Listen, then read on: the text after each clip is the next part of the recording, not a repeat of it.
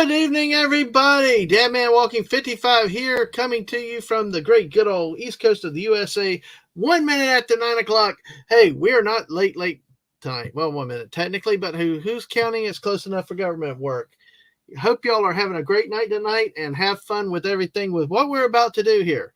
We are going to go live. We've had a couple weeks off between our Buck Rogers episodes. Hey, I got this show right because lately I've been stuck in Battlestar Galactica head in my mind. So, hey, but we've missed being here with you guys. We're going to spend a few minutes talking about some things and, kind of catch up over the past couple weeks, kind of kill a little bit of time, get caught up with y'all. Y'all tell us what's been up with y'all in the meantime, too. We're also waiting on one of our panelists to get here a little bit, but we'll get started when we can get started. But, hey, the main thing is you are here right now. Bring your friends, neighbors, dogs, everybody, cats, polar bears. Well, we got a polar bear here in the chat we're going to say hi to. Bring the fish into the mushrooms so we can feed the polar bear too. We are a zoo that likes to feed the wildlife. So, hey, throw it often. Hey, folks. And anyway, let me first bring in let me actually bring both guys in at the same time because this is not like special guests. These guys are family. They're part of the crew. As you see, Dadman and the gang. We got two of our three here tonight. We got JT Kirk and Hungry Boy here tonight. Howdy, guys. Hail. You first, JT. You first. Hail. Darn it, Mark. And BB to the chat. Hope everyone's doing well.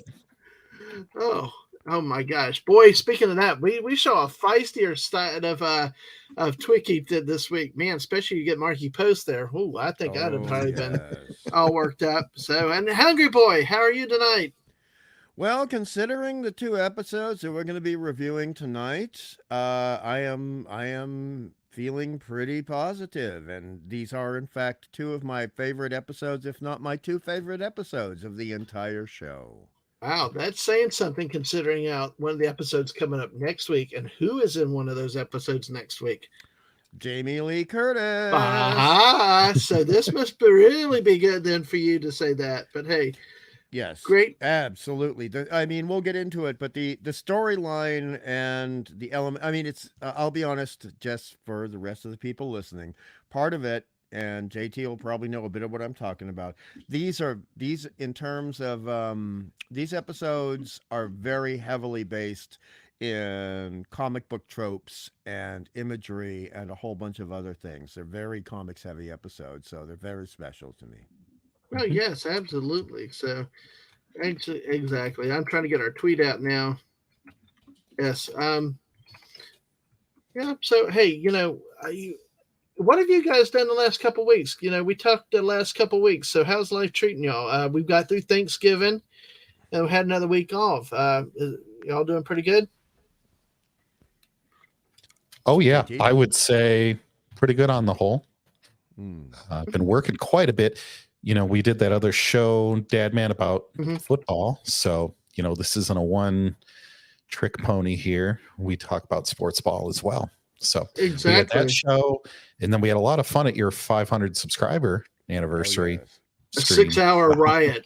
A 6-hour riot. We got it just over 6 hours. It was hilarious. So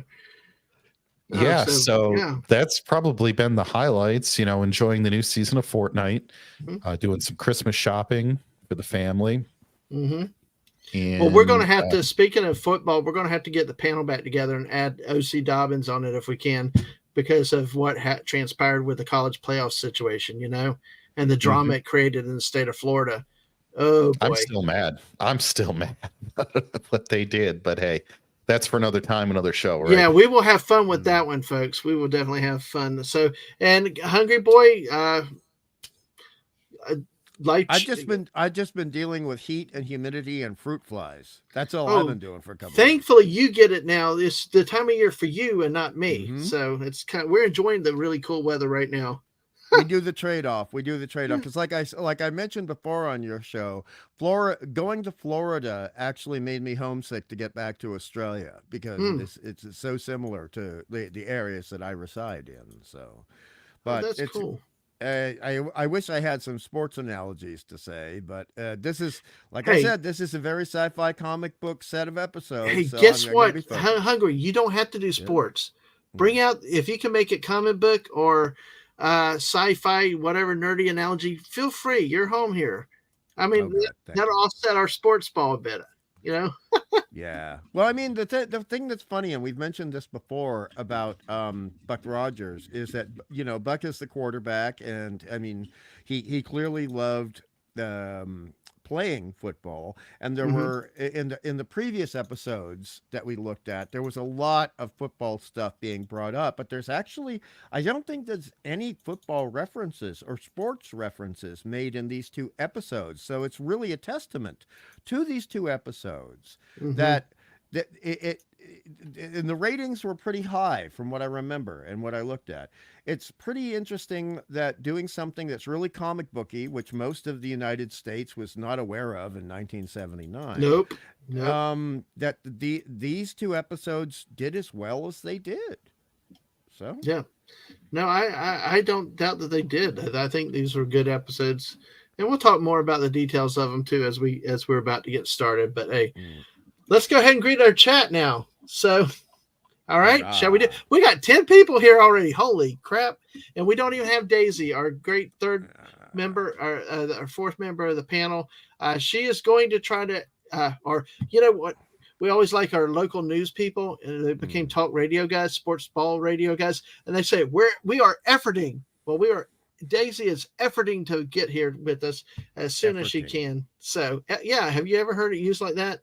No, never. That's no. The guys on the right, exactly. The guys on the sports ball channel just started making it up one day, and just we are efforting to do this. We are efforting, you know. So hey, it's kind of stuck. So I like the term. I'll plagiarize it. Why not? Since we copy everybody anyway.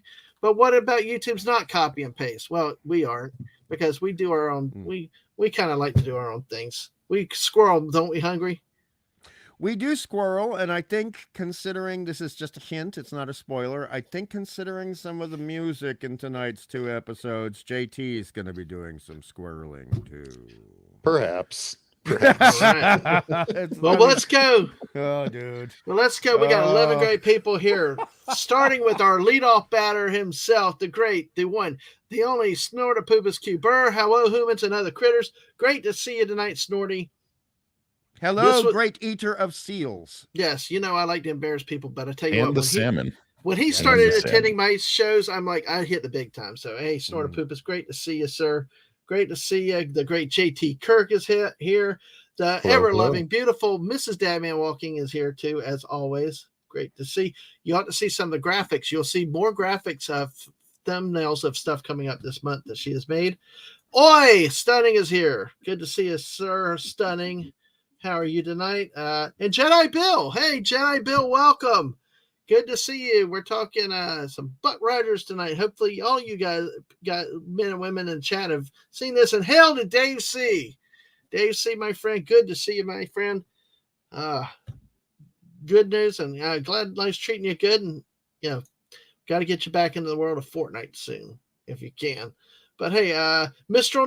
Niblick is here. Hey, this is your arch nemesis, right, JT? Oh, it is. We're friends going way back to school. So. All right. Well, that is awesome. Okay. Yes, Snortopoopas, I know you drink RC. I understand that. I agree, RC. When my dad and I used to go fishing, I got RCs, not Coca-Cola, not Pepsi. I got RC. I just Royal had to Crown. Be. Yes, Royal Crown Cola. I've had to be careful of the sugar content of stuff, so I've avoided sugar drinks. But every time I go to Winn-Dixie, I see that, and I want to buy some, and I think of you with RC. I agree, it's a damn good soda. But earlier today, I referred to Coke Bear instead of Cocaine Bear, only because I didn't know about right into the chat somewhere. So it's like, so he properly corrected me. He's an RC Bear, not a Coke Bear. So. That's good. Yes, we're ready for some football, Whoopa. How are you doing? Not today, though. Not today, though. No. Hungry reminded me right there to stay on track, because I heard something really highly piss-ass annoying when I was at dinner tonight about one of my great Gator players transferring to the portal, Whoopa. And you probably know about it, but maybe if I do a live stream overnight, I can rant about it. Why we should have a new coach.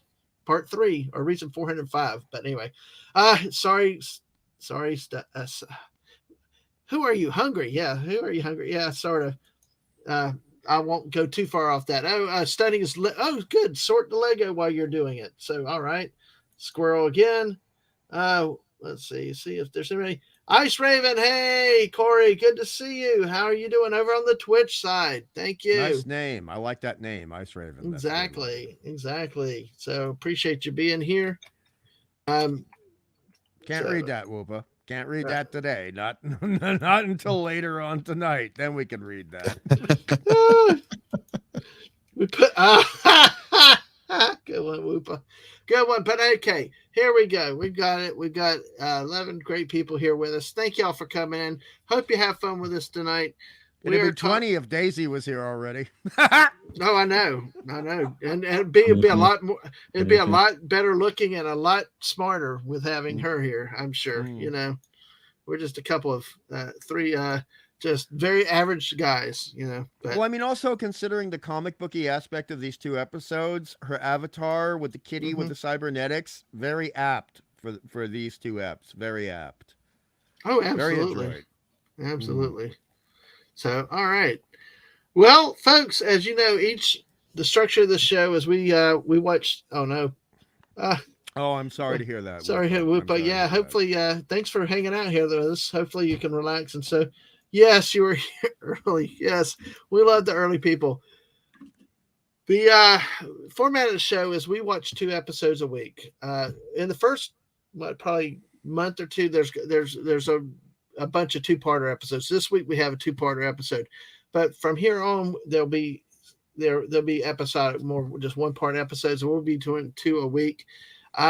What we do is we watch it independently, then we come here, then we get here, and I try to do a synopsis of some degree to what I can. And then the panel and I, we just have a free for all chatting. We try to go through the episode in order, but we kind of bounce around. We hit the high points. People make notes, like Hungry is referred to. 9 pages of notes for each episode. So we got 9 pages overall. 9 pages overall. Okay. Well, actually, no, hold on. No, actually, more like 12. Sorry, my apologies. 12. Okay. Well, that's still okay. That's good. Single spaced in size 4 font. There you go. Now, good evening, Miss Martin Muses. How are you? Hope you enjoyed your time here tonight. Hopefully, all y'all tell us about your memories of Buck Rogers. Hopefully, the episode will bring back memories to you. So, great to have you all here tonight. With that being said, tonight's episode was a 2-parter, like I mentioned. Buck Rogers in the 25th Century was originally a movie released in theaters in 1979. In the fall of 1979, then was made into episodic television. The movie version was put into a pilot episode, 2-parter. Some changes were made in the television release, and so now we are in episode 6 and 7. A reminder: last time we met, we reviewed episodes 5 and 8 because we kept those together so that we could look at 6 and 7, these 2 parts together. So this episode 6 and 7 were titled "The Plot to Kill a City." Obviously, part 1 and part 2. Real quick synopsis of these episodes is that after capturing Argus, who was a notorious assassin, Buck learns that the killer is attending a meeting of a group of terrorists known as the Legion of Death on the planet Aldebaran 2. I thought of Alderaan when I heard this and saw this, because Star Wars brain. But nobody knows what this assassin looks like, so Buck assumed the identity to go in his place. The group's leaders we identify as Seton Kellogg, which is played by the great Frank Gorshin, and learns that each member has a unique ability. Charisse is an empath who's capable of reading emotions of other people. Jolin Quince is a telekinetic who can move objects with the power of his mind. Marcos is another that has super strength, and Varric is a mutant with the power to walk through solid matter. And we learn more about how Varric got those powers because of what happened to his home world, and we'll explore that as we go through. I'm sure you've got notes on that to discuss. Argus was a master combatant, and Buck passes Kellogg's test of skill, which was basically I guess we'll see how that goes. Buck's true identity is briefly questioned by the presence of Joella Cameron, who is played by Marky Post here, one of Argus's many girlfriends, but she goes along with the deception to help Buck. But eventually the cover is blown by an informant named Barney. Bloody Barney. Bloody Barney. I love you. You love me. I write you out to the family. I actually did. Hey, wait! I'm kind of happy. JT laughed at that one. I got musical. I kind of rhymed there. Thank you. Good night. Yeah, I would have laughed. I told you in the back room why I'm not laughing. No. I know. I'm kind of laughing, JT. Mr. Angel, welcome. Tired as hell, but lurking. Yes, sir. You've had a busy. Hey there, Mr. Angel. Good to see you. So, there'll be a lot of comic book stuff for you tonight, Mr. Angel. You'll enjoy what you listen to. I promise. Right. So, with 14 people here, that is a brief synopsis of really what happened in this episode. So now, what we try to do is we go through talking points. We'll start at the beginning. We'll move through however you want to go. Hungry, you got any initial observations or thoughts that you want to start with? First off, one of the things that we have to get used to with shows like these, and any shows that involve matte paintings, is that oftentimes they're going to be reused. But if we start off with one of the very best hand-painted matte paintings of the city of New Chicago that you haven't seen that much, then it opens up the mood. And I have to reaffirm, because some of the chat, they may not remember, these were paintings done on glass with oil paints. So if they looked realistic, that was an incredibly great thing to go into. And then it goes right to, and this is I wrote this specifically for JT, the disco domain of doom again. But luckily the screen story which follows supersedes that, and Buck, in the very first moment, is still the bohunk man-meister. Yes, we see that. Are you the scenes you're talking about? Are you talking about specifically like when they're outside of the? I'm talking about the first 2 seconds after the credits are finished rolling. In terms of the scenery. Yeah, the outside scenery, and then we go right into the disco bar of doom, and the music is even worse than the bar, but that's okay because we're gonna. I mean, I'm sorry, I bloody hate disco, except for, and JT may be a bit young for this. The Beethoven's Fifth that came out in the 1970s, that was actually pretty entertaining. But dude, you hate 70s disco and you hate 80s new wave. What? I mean, you got to hang with me a little bit longer. Are you a punk fan? A punk rock fan there, Hungry? No, I was a glam and goth dude. Yeah. Okay. I like the ornate music. So no wonder you like Joan Jett so much, because I know you keep the Joan Jett so much. Let me get to some. Yeah, let me squirrel off for just a second before we get in there, because I know that this episode started right off the bat. It did not waste time. But Jedi Bill said he meant Buck Rogers. I take it that you meant Gil Gerard, right? Jedi Bill at 2012 Phoenix Comic Con. That's pretty cool. Have either one of y'all met actors or anybody like that? Or these TV shows, movies? JT, you first. Oh, gosh, I don't think I've really met any celebrities like that. I generally skip over those booths at a Comic Con. I'm there more to see the stuff that people buy or the artists. The visual artists and things like that, not the actors as much. Yeah. Well, that's just me.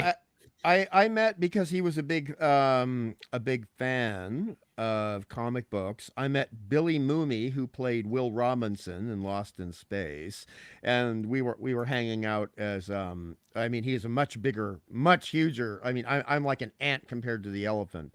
But he was a big sci-fi and comic book fan, so he played with Seduction of the Innocent, alongside with Miguel Ferrer, who I also met because he played in the Seduction of the Innocent, which was a cover band for a whole bunch of comic book conventions. And obviously I met a lot of comic book luminaries, but those are the two TV guys I really remember meeting. We've been blessed to meet quite a few celebrities, and we are really squirreling here for a minute because, like I said, we're also waiting for Daisy to give her a chance to get here too. But it's sort of related because with Jedi Bill's comment, it's always cool to meet celebrities like that. Most of ours have been Star Wars because of either the Star Wars Celebration, but primarily when Disney did the Star Wars weekends. You could actually, if you got there really early enough, you could meet them for free. Just your park admission, you go do it and see them. And like Jeremy Bullock was a classy guy. We saw Anthony Daniels at Star Wars Celebration. Well, one year he gave us he was like, my kid and I were walking and we got a free picture like on the floor of the convention. He just was stopped doing that stuff. I was like, holy cow. So the next year we got the photograph professionally developed, went and had it autographed. So, things like that. So, it's kind of cool sometimes. It's the one time I paid for an autograph, the only one and only time. Let me say hello to your Muslim uncle who is. Hello, your Muslim uncle. Yeah, good to see you tonight. Hello to you. Hope you're doing well. And speaking of that, we are now complete. We are now. Take that back, Dadman. Huh? Oh, never mind. I actually have met celebs, but they're athletes like Cecil Fielder, Joe Dumars. Yeah, but that's good. Okay, well, they're not like movie or TV. Those are people, actually better. I mean, I'll be honest. In terms of the world, quite. Hold on. I'm going to come in. You ready? Are you ready for me to move on, or did you want to finish that thought hungry? Well, I just wanted to say, in honor of your channel and the things that you say, we do. It is kind of. We are kind of behoven.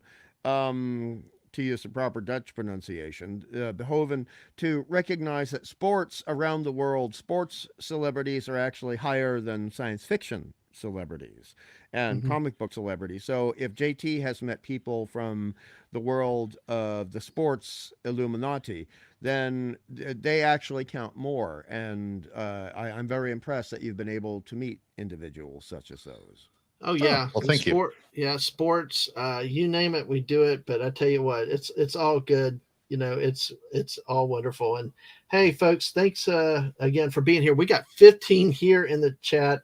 Thank y'all. Make sure you follow us on the Twitch side, here on the YouTube side. Make sure you slap that like button, and and definitely share it out with people. Subscribe if you haven't. Make sure you're getting the notifications. Make sure you are still a member, so because weird things happen these days. Oh yeah. But we're now complete. 16 of us are here now.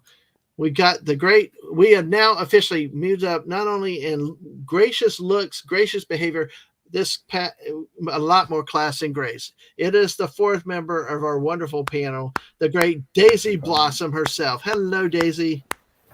I can't hear him. Hello. Oh, hey, no. Daisy, can you hear us now? Hey, Daisy. Daisy. We Hello? can hear you. Daisy. Hello, we can hear you. I can't hear him. Oh no. Oh no. All right, so I will. Okay. Yeah, they're working on the audio, so we can hear her. So hey, all right.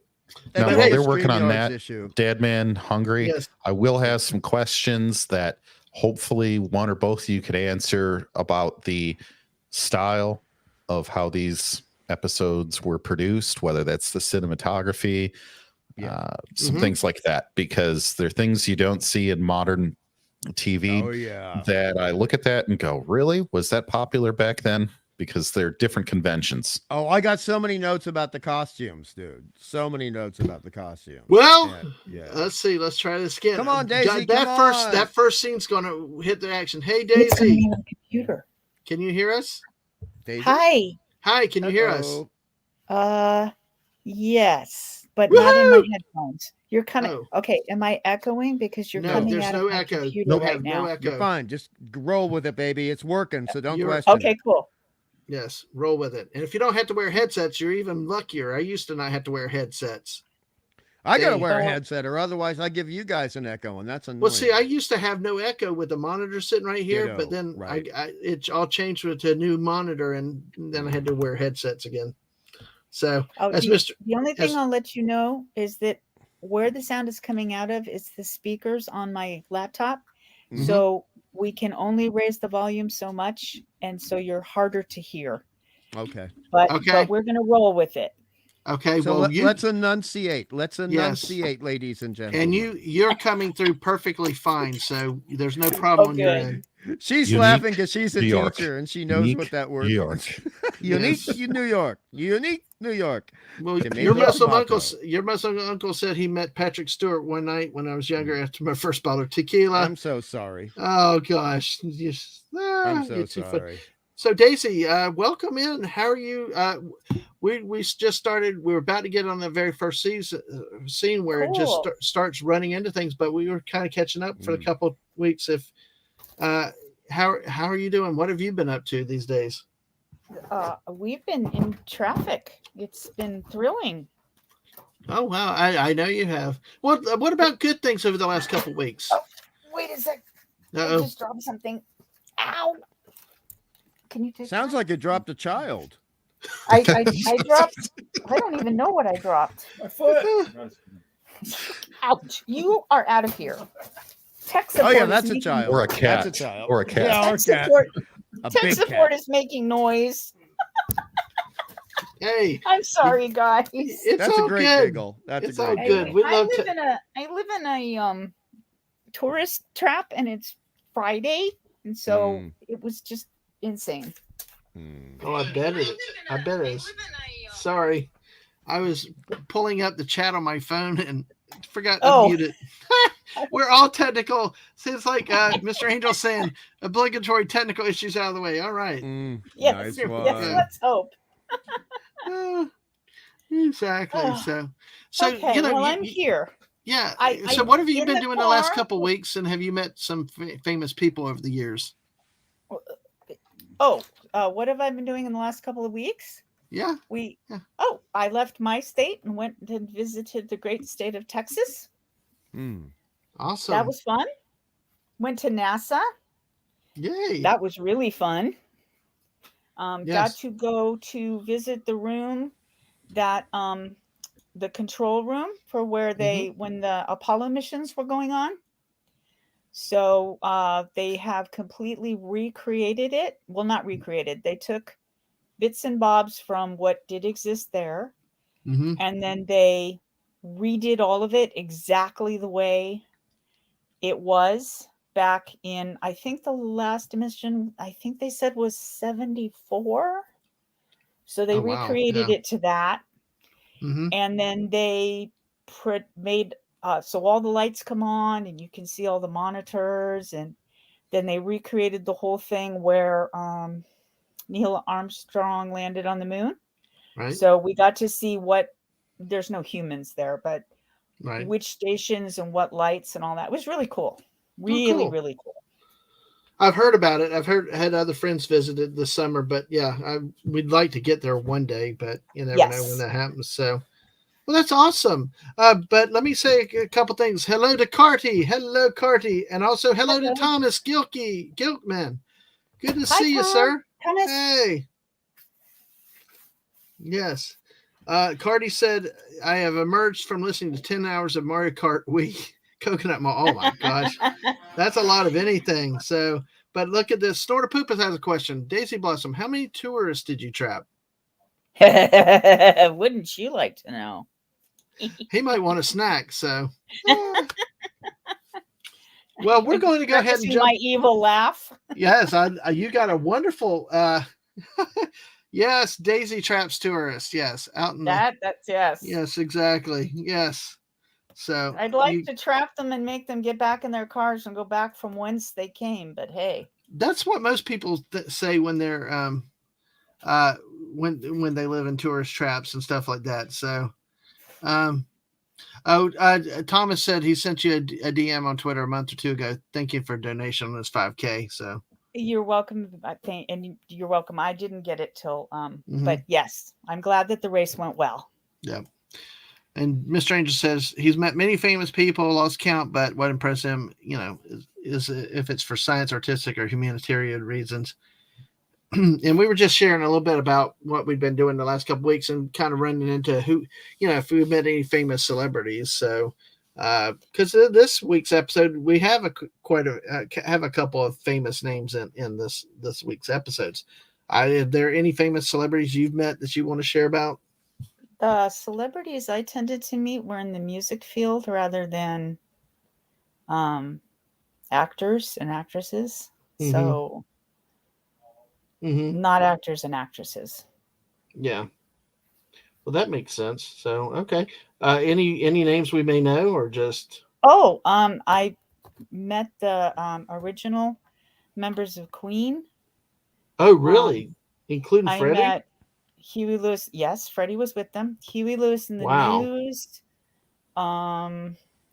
Adam. Wait. Canadian dude. Can't think of his name right now. Brian Adams. Oh, Brian Adams. Everything I do for you. Yeah. Who like overshadowed that one Robin Hood movie?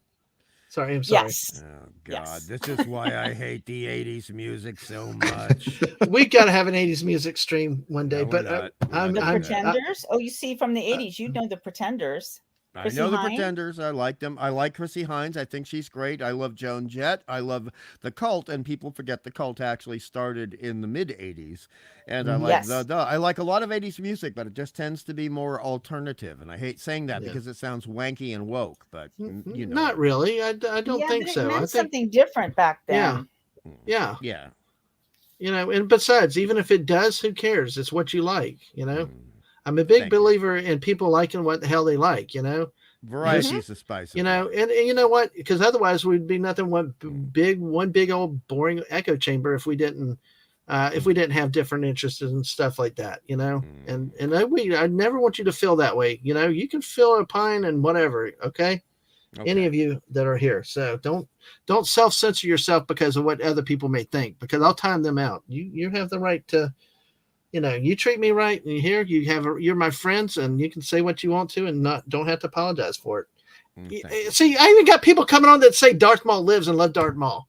You know, that's a good point. That's a good point. Like, and I still, yes, and I have him back. So, all right. So, oh my gosh, Mr. Angel said, however, sit in one room with David Bowie, the Dalai Lama, and former U.S. President Carter at the same time was Roy that did impress me. Maybe a tiny bit shy. Yeah, I would think that would do that. But that makes me ask, not to distract us too much, but which Dalai Lama? Because I mean, they're not immortal. They, you do have to take on the mantle after the other one passes on.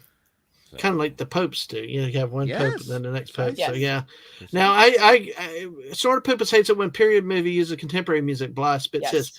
I agree, but you know what I think is even worse. Come to me Saturday nights with Rambling Canuck. I will sing that song, Dave C. Yes, I will sing Rio's. Not that one. No, I'll sing that one. Yes, I will. Please, not that one. I had to hear that song 5 times. Just like that river crossing through a dusty land. And when she shines, she really shows you all she can. Can we start the show now? We still have 10 people with us somehow. I did karaoke at Costco today with the checkout lady. We were singing Feliz Navidad together. Oh. Well, Daisy, you'll have to come on the karaoke show with me one time. We'll have no. But all right. Well, Daisy squeaked. You made Daisy squeak. You're a bad person. What can I say? I corrupt everybody. My wife is howling, laughing from the living room. I just heard her bust out laughing. I don't know if you heard. So did we. I heard it. You did hear it? Yes.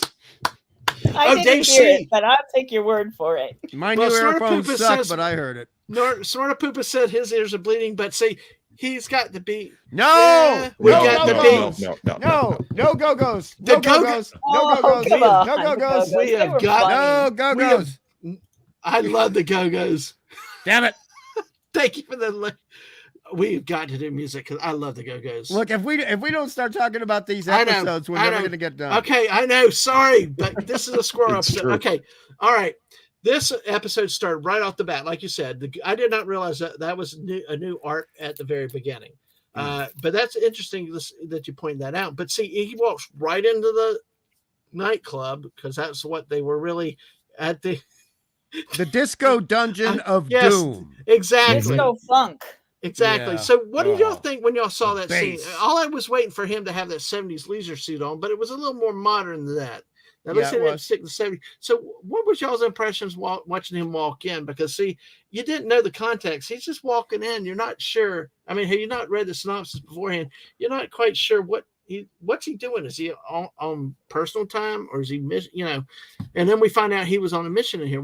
So Hungry again, what this first scene? There are two things going on here simultaneously. This episode and the following episode both simultaneously. And I'm sorry to the chat. I'm going to be harping on this a lot because I love it. Okay, it's something I like. I'm not bitching about stuff I hate. I'm talking about something I like. It is simultaneously classic comic books from the 1970s, specifically the mid to late 70s, but it's also James Bondian stuff. And this is a very James Bond opening, but it's also very much a classic 1970s Bronze Age comic book opening, where you go right into it. And the stuff starts happening immediately. There's a bit of a joke. We have a joke or two. We've got this is actually a description of a visual. It's not making a joke. There is an elephant-faced woman at the bar, and Buck sees her from behind and basically says, "Hey baby, do you come here often?" or something to that effect. He turns around and "Oh, I think you do." And of course you do. I remember that line. Yeah, of course you do. And then pretty much he spots the objective. And we can tell this guy's the objective because it's using comic book tropes. The guy is being kind of like, "Yeah, hey baby, you won't come back to my apartment later on," with the woman he's sitting with. So we can tell he's up to no good. We don't even need to know the specifics. But then Buck walks up to him, and then things start happening. Mm-hmm. JT, what's your initial thought when this episode started? Much like Hungry, I immediately got the James Bondian feel right off the bat. I was trying to place a specific movie that I thought encapsulated it, but I would say later Connery, early Roger Moore. Live and Let Die. Live and Let Die, yeah. Okay, yep. Yeah, there we go. Thank you. And so that's exactly what it felt like to me. I was a little off-put about how it dropped you in right at the beginning. I actually I didn't rewind because it wasn't on a tape, but I backed up the episode to make sure that I didn't skip the the intro theme song into the action a little too quickly. It was what did you think about the music that was playing? I would like to be nice, so I will remain quiet. Okay. Well, let me get Daisy's thought. Then before we talk about that, because okay, go ahead, Daisy. Oh, I just reiterate what they said. I thought the alien elephant woman gag was cute. I was upset about shooting the jukebox. Oh yeah. Yes. That hurt me. I mean, we can change the song on a jukebox. Don't shoot it. And I felt it was disco funk, and I was like, okay, it won't last long. I mean, I like disco, but the music was. Ladies always like disco more. I don't understand it. Okay, I got to say a couple things. Like Mr. Angel said, the name is Buck Rogers, licensed chill with aliens. Not this time, because he turned his back on the elephant face lady. Like he got out of Dodge quickly. And hey, Wade, good to see you tonight. How are you doing, Wade? Nice to see you. Wade. What was wrong with the music? It's 1979. It was all bass and a chung chung. But it was okay. It worked. It was like I didn't understand the hate on the music. We can talk about why y'all hate it so much, but I like. Well, JT was being nice. No, JT was being nice. So what was it about the music that really did not hit you? Because see, I thought it fitted for the time, unlike that one in the first original movie where it was that dance waltz, whatever. I prefer that thing. Music. How? Okay. JT. Well, this one, it wasn't straight disco. Yeah, you guys are hysterical. It wasn't straight disco. It was more disco funk, but they didn't commit. It didn't seem. I get it. I was there. I know about disco and how we could get funky with it, but they couldn't commit to one and just do one and do it well. Right. Embrace it. Was like two people half asleep, barely snuggling each other. Yeah. That's an interesting analogy. But okay, JT, what was your big? What would you don't have to be nice. I know you're trying to be nice, but seriously, I mean, you're a music guy. You're more of a music guy than I am. So sure. So when what bothered you think about how are you going to write the music for that scene, you have to go one of two ways. You're either going to go completely what's out in contemporary nightclubs or cantinas, whatever the scene is, and just rip something straight from there. Or you can go and do a futuristic alien attempt if you think the music on Jabba's barge, or and I'm talking the original Return of the Jedi, not the 1990s version, right? Or the cantina music, where you're hearing something completely alien. It's done quite a bit on Star Trek Enterprise. They try to do it on TNG and TOS as well. I feel like you have to take one of those two and commit. And like Daisy was saying, they did not commit to going down that road fully. So it just comes off really weird and I think worse for wear. Okay. Well, it reminded me of the music that I hated from, what was it? Eden from the original series, season 3. Oh God. Yes. Children of Eden. Yes. Yes. Well, I mean, I have to agree with you, but the thing is that with shows like Kojak, where you have background music, I can accept that because it's of the time and it's supposed to be timely. But when it's supposed to be 5 centuries ahead of time, then the thing is, even when I was 7, 8, 9 years old, whenever, however old I was when this came out on television, the thing is, that's like hearing Shakespearean music when it's supposed to be current. And this was not a situation where people were going to a museum of musical history. This was a bar where people were trying to get laid. This is not, you're not going to be playing 4-century-old music. People didn't do that in the 70s, though. Remember, I was 9 years old. People just went there and drank and looked at each other and stuff. In my younger age, I would have gone to a bar looking for that to Mozart or Brahms. I probably actually would have liked that more, but hey, I'm a weird one. So. We won't talk about Wagner, JT. We won't. Wagner, yes. Richard Wagner. What about Vivaldi? Let's get the Italians in it. But hey, Vivaldi. I love Vivaldi, the Four Seasons. But anyway, your Muslim uncle, I think there are some sites out there you can get it, but I think that they get claimed really quickly. I bought our set off Amazon. Daisy said she bought it off eBay.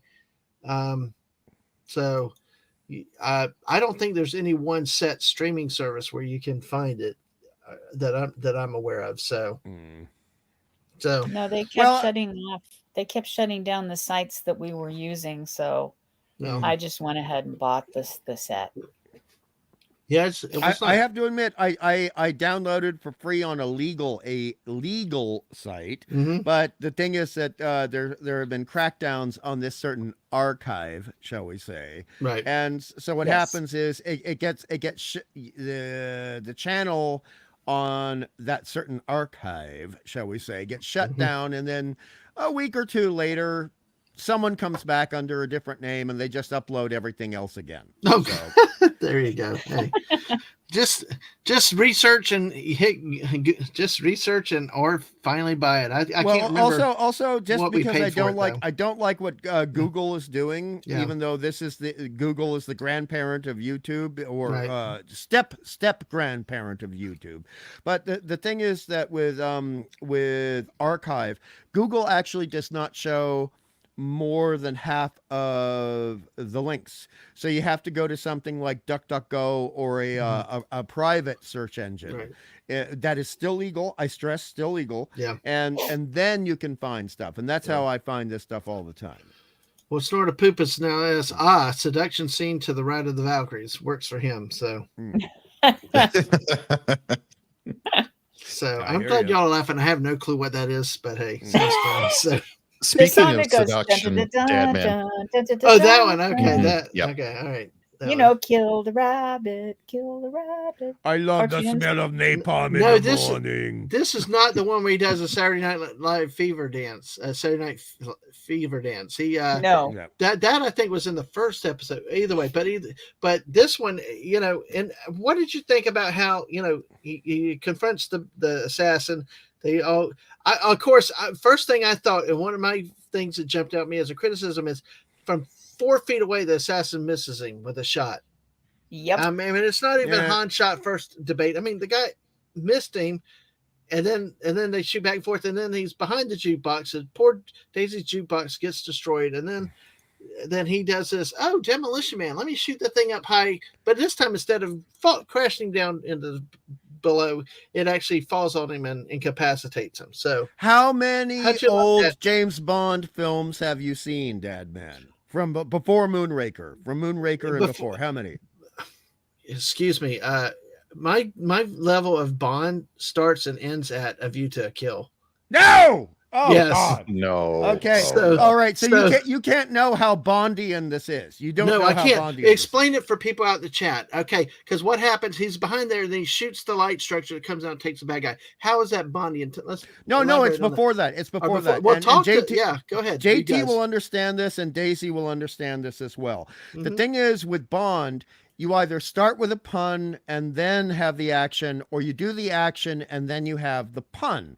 And a pun is very similar to wordplay. So I actually have this in my notes. I think you're about to see the light. He shoots the light. It falls down on the bad guy. And that's when Wilma comes in. That is pure like that. That's like first Roger Moore Live and Let Die level pun. Yes. Except Hungry, in my notes here, he doesn't actually say that. The camera is looking at the light on the chain, and in post, he is recorded saying that. He does not say that on the set. And are you watching the VHS rips, or are you watching the later stuff? The later stuff. Okay, that's sometimes different. One thing so when I saw it, he was not on screen. In the way that he read that line, it sounded like they caught him a half an hour after they finished shooting for the day. I can't believe and he was about ready to go out to his trailer, and he just said it. And I'm like, wait a minute. I backed it up and listened to it again, and I'm like, no, they added this in afterwards to try to bond this up a little bit. That's not what I saw as a kid, and that's not what I watched 2 nights ago. I'm telling you. Your version and my version are not the same version. Okay. Really? Interesting. So I have it on the DVDs. I'm trying to think. I heard he said the line, but I can't remember whether he was on, whether you could see him or just, I know they showed the light. Right. I don't know which version I have. Well, I don't want to get too hung up on this. I'm just saying that in the version that I saw, 40 years ago and 2 nights ago, the version I saw, it has Buck saying, and we see him saying it, I think you're about to see the light. Then he shoots the light fixture. Then it falls down on Rafael Argus. And that's when Wilma comes in. And they have their discussion, and she says, hurry up and take your clothes off. And that, again, is so but that's what I was going to say there. What I was going to say there, right there, that jumped out at me. They did not have him say it. They had her say it. That's what was so crazy about it. I didn't expect that, but you don't know Bond. That's actually very Bond. Yeah, where the female says it. Yes. Oh, okay. Yeah. And then he does the wink in the Me Too stare and all that. Yeah, it's kind of like he does that little I'm impressed stare. Yeah, in the old classic Bond, Dadman, and this is also true of comic books. Oftentimes, the women are the ones who initiate.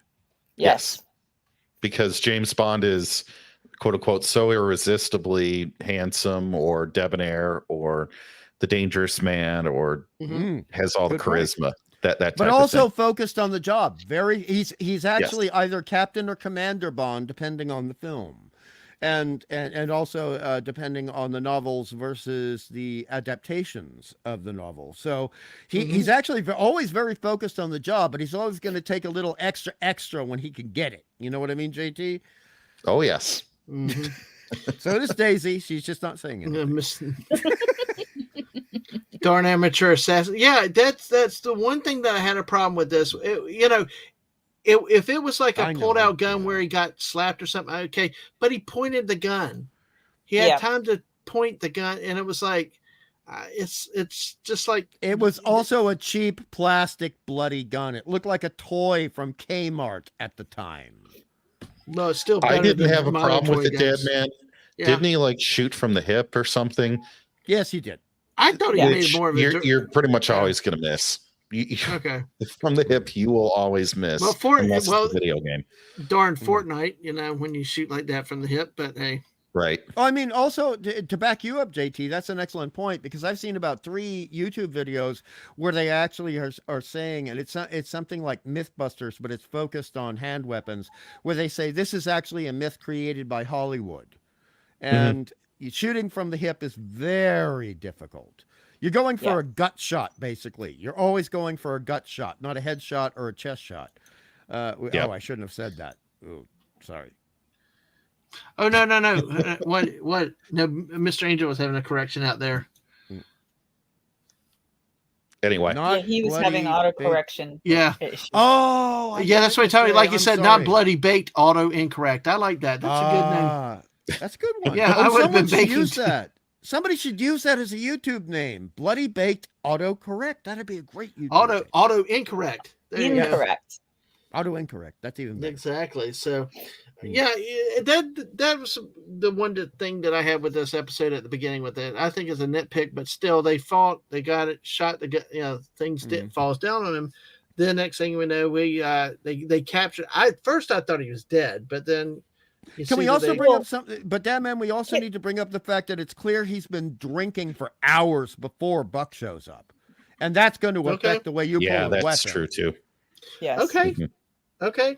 Very good point. Did anyone else think it was odd? The light falls on the guy, takes him out, and so Buck has to wear that outfit later, and. There are no rips, tears, blood, anything else. Or burns. Nothing. I did have a problem with that, but I was willing to let it go, Daisy. I was willing to let it go because I realized, we got 48 minutes to go here. Yeah. I'm not being sarcastic. I'm just saying, even as a kid, I was very conscious of screen time. Very conscious. And that comes from being a comic book kid before that, where you got 24 pages, sometimes 19, to tell a story, and you can't put every panel on the page. You know what I mean, Daisy? Yeah, I know. It just... But it's not right. I understand. It's a nitpick. I got some too. Trust you, me.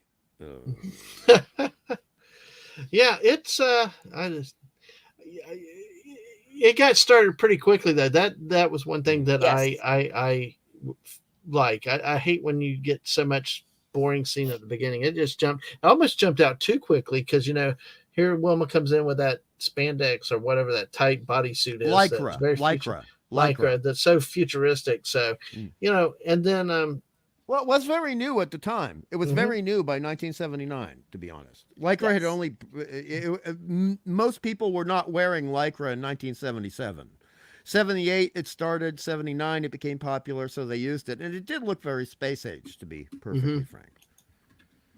Yeah, no, I got you.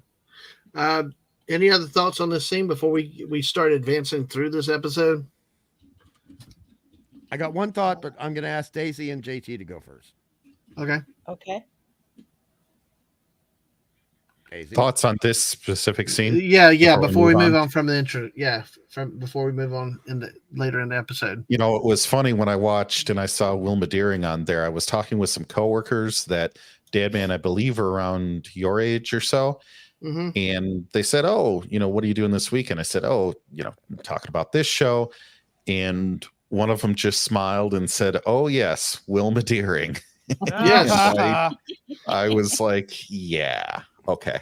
I know why he remembers this show. Exactly. It's But yeah, you didn't need anything else. It's pretty one word synonymous for that episode. Okay, Daisy. Did you ask me a question? Well, no. Did you have any other thoughts on this? Hungry's going to wind us up in this section. Oh yeah, no, I was just I thought some of the cute things, like he said something about a grilled cheese sandwich. She didn't know what that was. Mm-hmm. I was thinking of the word. Oh, the grilled cheese. Yeah, the grilled cheese sandwich. The grilled cheese sandwich. Now we're gonna split. She didn't know what that was, and later he says, you wasted him?" And Dr. Hewer doesn't know what that means. This is going to be a big problem throughout both of these episodes, Daisy. But see, in terms of semantics, yes. But see, is it necessarily a problem? Because see, I look but see, here's the way I look at it though. I look at it like Demolition Man. Daisy and I looked at Demolition Man, and it added something. It was supposed to be part of the humor of, give me a Marlboro. Sure, what's a Marlboro? Or it's inconsistent. What Daisy's talking about, the inconsistency, and that I agree with her upon. I agree with this an inconsistency. Well, no, go I ahead, wasn't Daisy. poo-pooing. I was just saying I thought it was funny. Right, and I think that's part of the way they tried to do the humor, because I think the humor was delivered a lot more highbrow back then than nowadays. Nowadays it's so slapstick, because the difference, like with Demolition Man, is it was over the top, in your face, meant to just jar laughing. The way it was said to me in this episode was meant to be funny, but it's kind of like that's funny. A different effect that they were going for. It wasn't, the laugh wasn't supposed to overshadow the scene, but was to humor you there. Well, just before we move on to the next scene, I'll be very quick. From this scene onward, in these 2 episodes, with very few exceptions, this is the first time Wilma has really been allowed to mellow out and have her good humor show through. And we see a lot of smiles, and we see it's not even flirtatious. It's like 2 best friends joking along with each other. And I thought that was absolutely adorable in both of these episodes we're talking about tonight. Agreed. Yes. Okay. Well, then we move on. The next thing that I realized, then they've got the assassin there all tied up. They're probing his mind, seeing and are interrogating whatever that was that they were doing. But and so Buck decides he would volunteer to be that, to fill in to do that mission.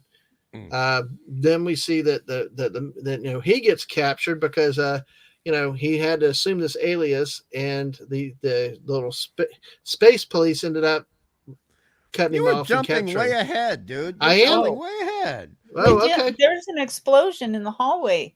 Yeah, he gets knocked over. Okay, and he says that he's dead. Yeah. Yes. And then there's the whole when Raphael Argus is actually being psionically interrogated in the chair. They mentioned this is one of the only goofs in the entire show in the script. They first refer to them as the League of Interstellar Mercenaries, and then they refer to them as the Legion of Death, which is how they're referred to for the rest of the 2 episodes. Now, in comic books, you had the Frightful Four, the Sinister Six, and most importantly, in the X-Men, the Brotherhood of Evil Mutants, and in DC Comics, you had the Legion of Doom.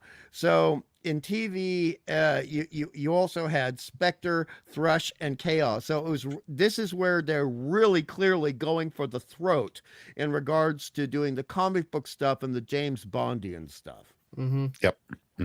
Yeah. Okay.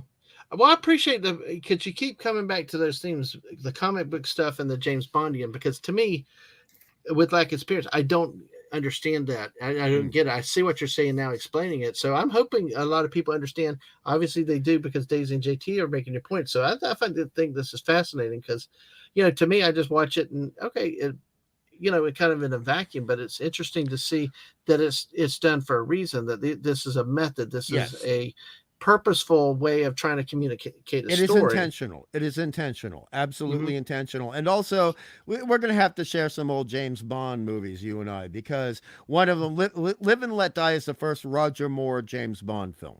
And it is mainly set in Haiti and the South. All right. So a lot of it takes place in New Orleans.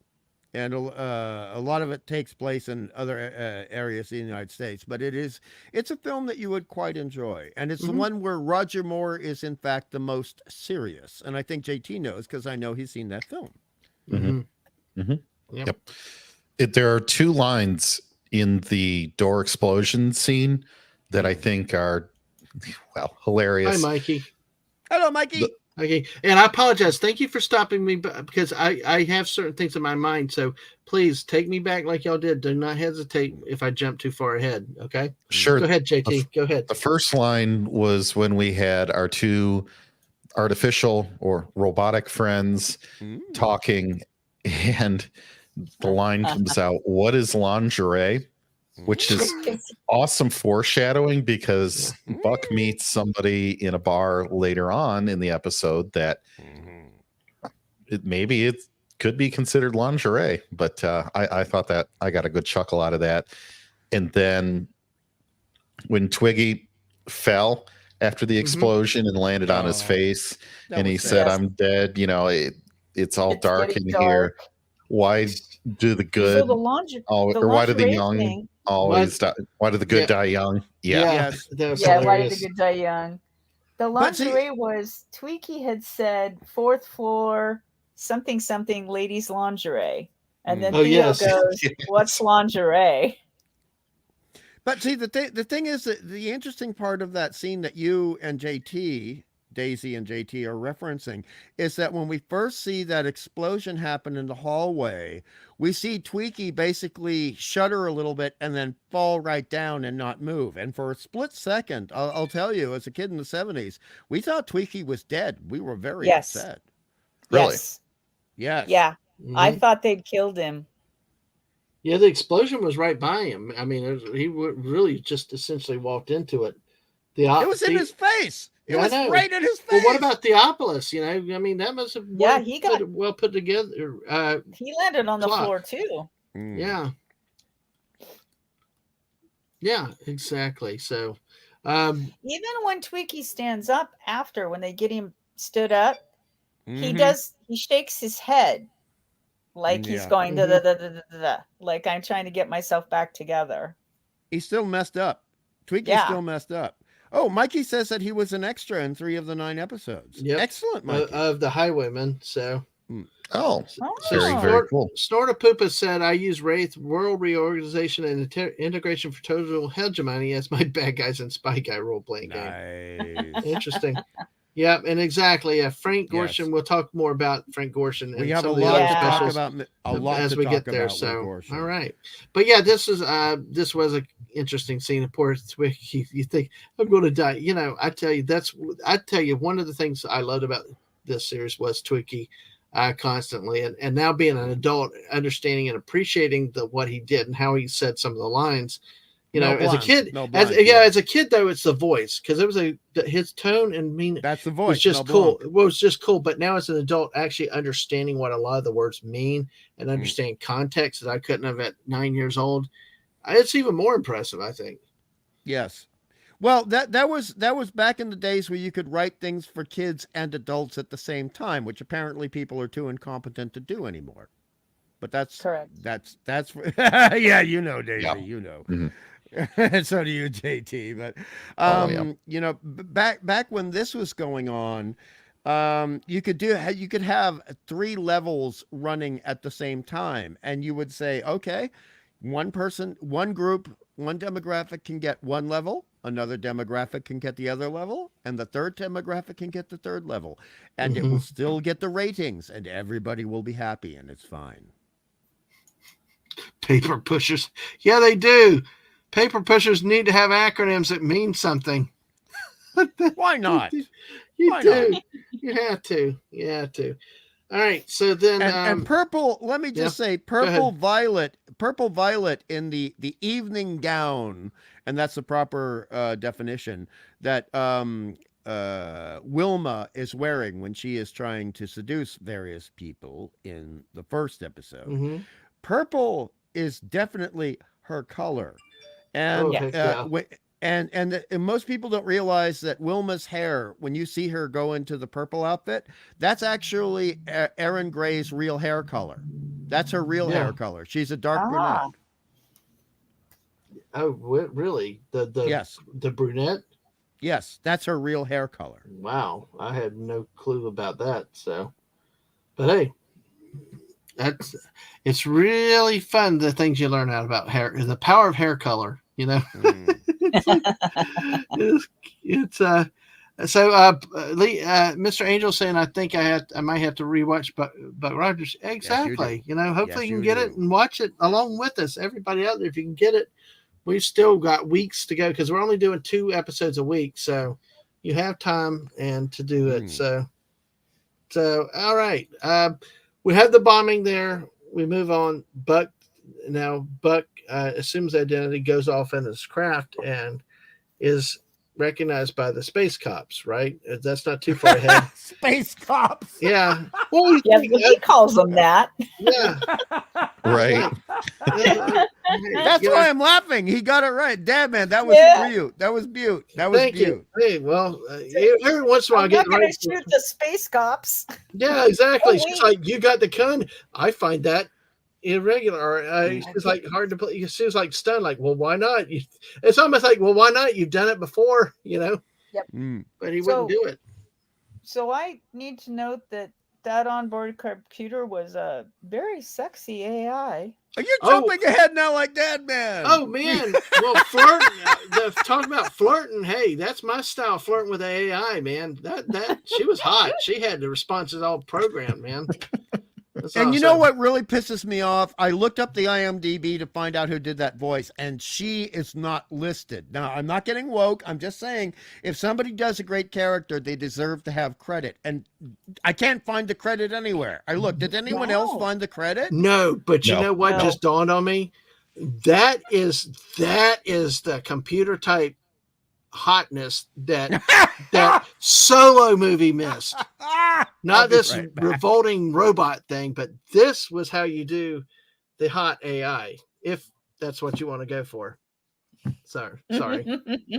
But if it is, yeah. So, but it was neat to see a personality, behind the computer. It was sassy and knew everything. Actually thought ahead of whoever, probably used to the guy coming back drunk, having to, assume command of itself and, do most of the work, think ahead, in certain eventualities. So, but I tell you what, the interaction between Buck and the computer it was like 2 people. Forget it being a computer. It was like he was making the moves on a real person there. I thought. What do y'all think? Oh, yeah. It's the AI voice that we wish we had, not the one that we deserve, I guess. Yes, exactly. We wish we could have that kind of an AI voice. Yes. Instead, we have Siri. Yeah. Now, I will say, Mr. Angel, good news. He found it. Nice. Well, you watch it, and we'll love to hear what you have to say. Mikey Suzuki, Felix Silla, played Tuki. Most everybody, I think, is gone these days. And he also played Cousin It on the original Addams Family. Yeah, that was the physical actor, and Mel Blanc did the voice of Twiggy. Mm-hmm. Yes. And Stunning, you're right. Aya was a very great animated series voice. Yes, exactly. So I agree with that. So that was another great series by itself, but that's another show for another day completely. Yeah. I love Green Lantern, but we're gonna barely get through this one today. I know we are. We're an hour 10 in, but hey. All right. Where do we go then, Hungry? So I don't skip too far next time. Did Daisy and I miss something that you wanted to cover before this? Well, I mean, are we at the point where we're jumping to the character of Quinn's played by John Quaid yet? Are we not yet? But we have not yet introduced them yet because we got Buck coming through space and stuff like that. I don't remember how it jumps. Maybe he has been introduced before then. But I want to make sure getting from Earth to Buck trying to getting arrested. Have we covered everything in there? Then we can talk about our villains. Well, except for the fact that one thing that at this point that you're talking about, one of the things I really love about this episode and the following episode is that they're using real places that are dolled up a little bit to be sets. Most of this stuff is, well, not most, but half of it is taking place in real live places, real live parks, real live parking garages. That are made up office buildings. Exactly.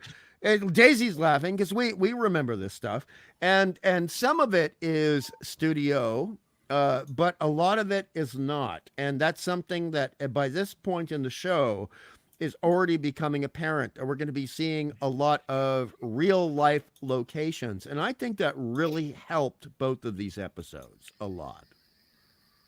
Mm-hmm. Yeah, now, go ahead.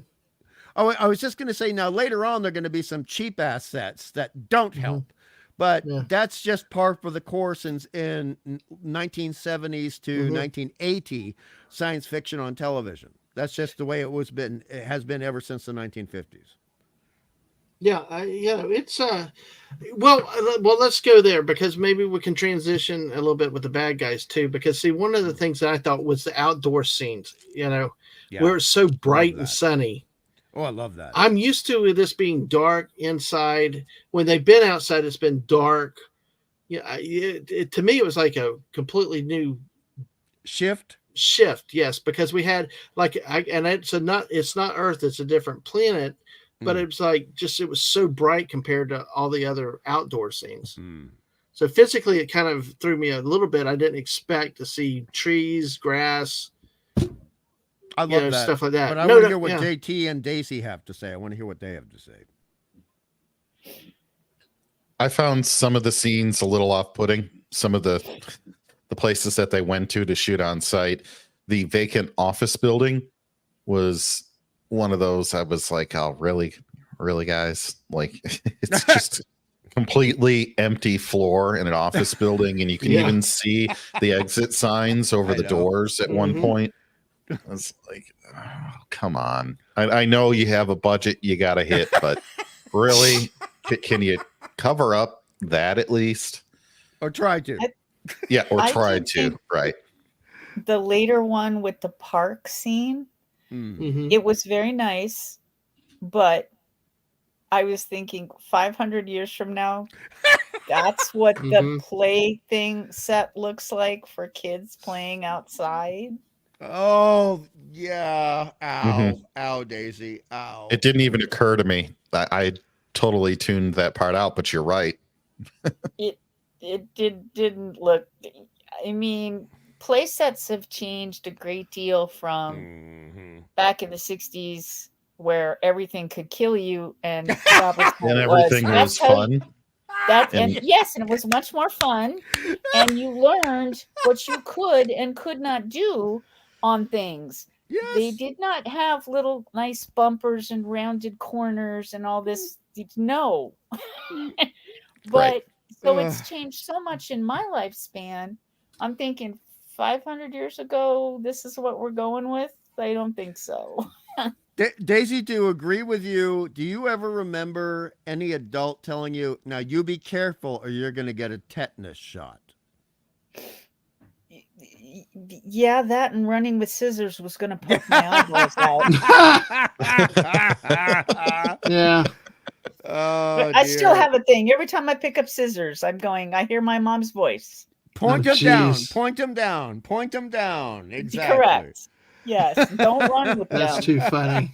That's too funny. All right. Yeah. I always get the warnings about scissors. Are we up to the introduction of the villains yet? Yeah, because we kind of talked about that with the outside. Because I probably jumped a little bit ahead of the actual introduction because I actually went a couple scenes when they were actually testing Buck out of it. But what I think was cool with it was that we saw Quince's character come in, and it's like the guy bumps him, so you see him mad, and then the guy walks past him, and he like pulls the gun back to him. And then it's like, and then immediately the guy like gets the freaks and the heebie-jeebies, and he's like, I'm sorry. He's apologizing, and it's like, oh, cool. It's like you could see this guy's not somebody to be messed around with. He looks kind of big and dumpy, and kind of you might very nondescript individual, but we see they do explain real quickly that. He's not just somebody to shrug off. He's a very powerful, very scary guy. And also intelligent. And one of the reasons he's so big Mm-hmm. is that he comes from a planet with, they specify this, a much higher level of gravity. And that is how they developed their telekinesis and why they developed their telekinesis. And if you actually look closely at the costumes, and this is where I warned everybody at the beginning, I'm sorry. I'm going into the comic book area right now. The science fiction based comic books, like the original Star-Lord, and a lot of the old 1970s X-Men, where he actually has metal plates sewn, little metal ingots sewn into the cuffs of his outfit near his wrists and his forearms. He's got metal bits all over, heavy metal bits all over his outfit, and it balances off visually with the fact that John Quaid, who is the name of the actor who played Mr. Quince, Jolene Quince. He is a character actor, and he's using an almost American Shakespearean accent or manner of speaking in these two episodes, whereas when he's in Every Which Way But Loose, he's just a biker. And in other stuff he played before that, he's just a redneck who's going to mess you up. And it just shows what a dedication to his craft he had, when he obviously is never going to have the role of the romantic leading man. You know what I mean, Daisy? I mean, he's just not born for that. That's not his look. And that's too bad. That's too bad. But he makes do with what he's got. And I really admire that a lot. Yes. See, I actually had a problem with casting him, and that was because they said it's a heavy gravity planet. And so my mind thought here, Mr. Science Fiction mind on this. Yes. Why do you have a tall, filled out gentleman when if you were on a heavy gravity planet type of situation, you would grow short and you would be lithe. Right. Yeah. Yeah. And he'd be very skinny and short. This man is large enough that he wouldn't need to use his mind for anything, right? He comes from Jupiter with that body. We know that. A gas planet. He comes from a gas planet. I like that you said that, JT, because I said in my notes, I was going, wait, he comes from a planet with a really heavy gravity? No. But I know that the telekinesis, I can understand, because you'd have to be able to lift objects that would be very heavy. But Daisy, most of the people watching this, I mean, 90% of the people watching this had never read a comic book past like Donald Duck, and they had never read any Pulp Fiction sci-fi. So it was like heavy planet, heavy person. That makes sense. Pulp Fiction sci-fi? What's Pulp Fiction sci-fi? Are you making a joke, or are you? No, I'm serious. No, Hungry. I promise. I don't make jokes like that. In my mind, I hear the terms Pulp Fiction. I think of Saturday Night Fever guy and Mace Windu. John Travolta. Yeah, it's like him and Mace Windu together. That's my frame of reference of Pulp Fiction. Not that I only like the new stuff. It's just I'm learning, folks. This is why I say my goal is to have people more open to sports ball and other things like that. Because I come in these communities just as somebody that doesn't know, and the stuff I learned. I've learned about Bond tonight, about this type of stuff, and it's serious. And you guys take it serious. There's something. I'm learning a lot from it. I enjoy learning. So what's Pulp Fiction, science fiction then? Okay, so science fiction is one of the genres. Right. You have genre, then you have subgenre, but we're going to go with genre. Like you have horror science fiction, action science fiction, film noir science fiction, meaning detective pulp fiction, and sci-fi pulp fiction. So that means the pulp paper that it was actually printed upon, the cheapest paper you could get.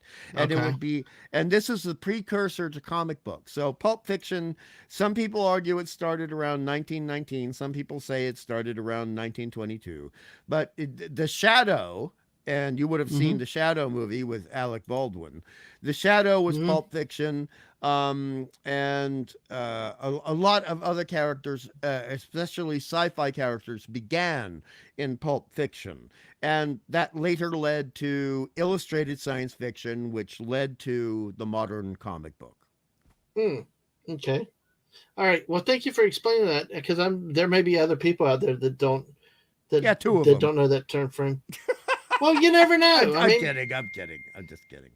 I'm in a bit of a mood. I apologize. You know, we explained that, but Daisy doesn't know, but I'll tell her in the private chat. But yeah, you guys keep going. Keep going. Yeah, no, I appreciate you doing that for me. I explained that. That was really, really cool. Interesting. I didn't know, because a lot of times I get stuck on words like pulp. I think orange juice, but that's a different thing. So, all right. So, let me say, we had Quince. We know that he was the guy not to mess with. So then we see the other Kellogg. Yes. Talk about his introduction. Yeah. Talk about that. And because I got the 30s bad guys feel with the uniform, with the hairdo, with this, the presence. That's a nice way of putting it. Yes.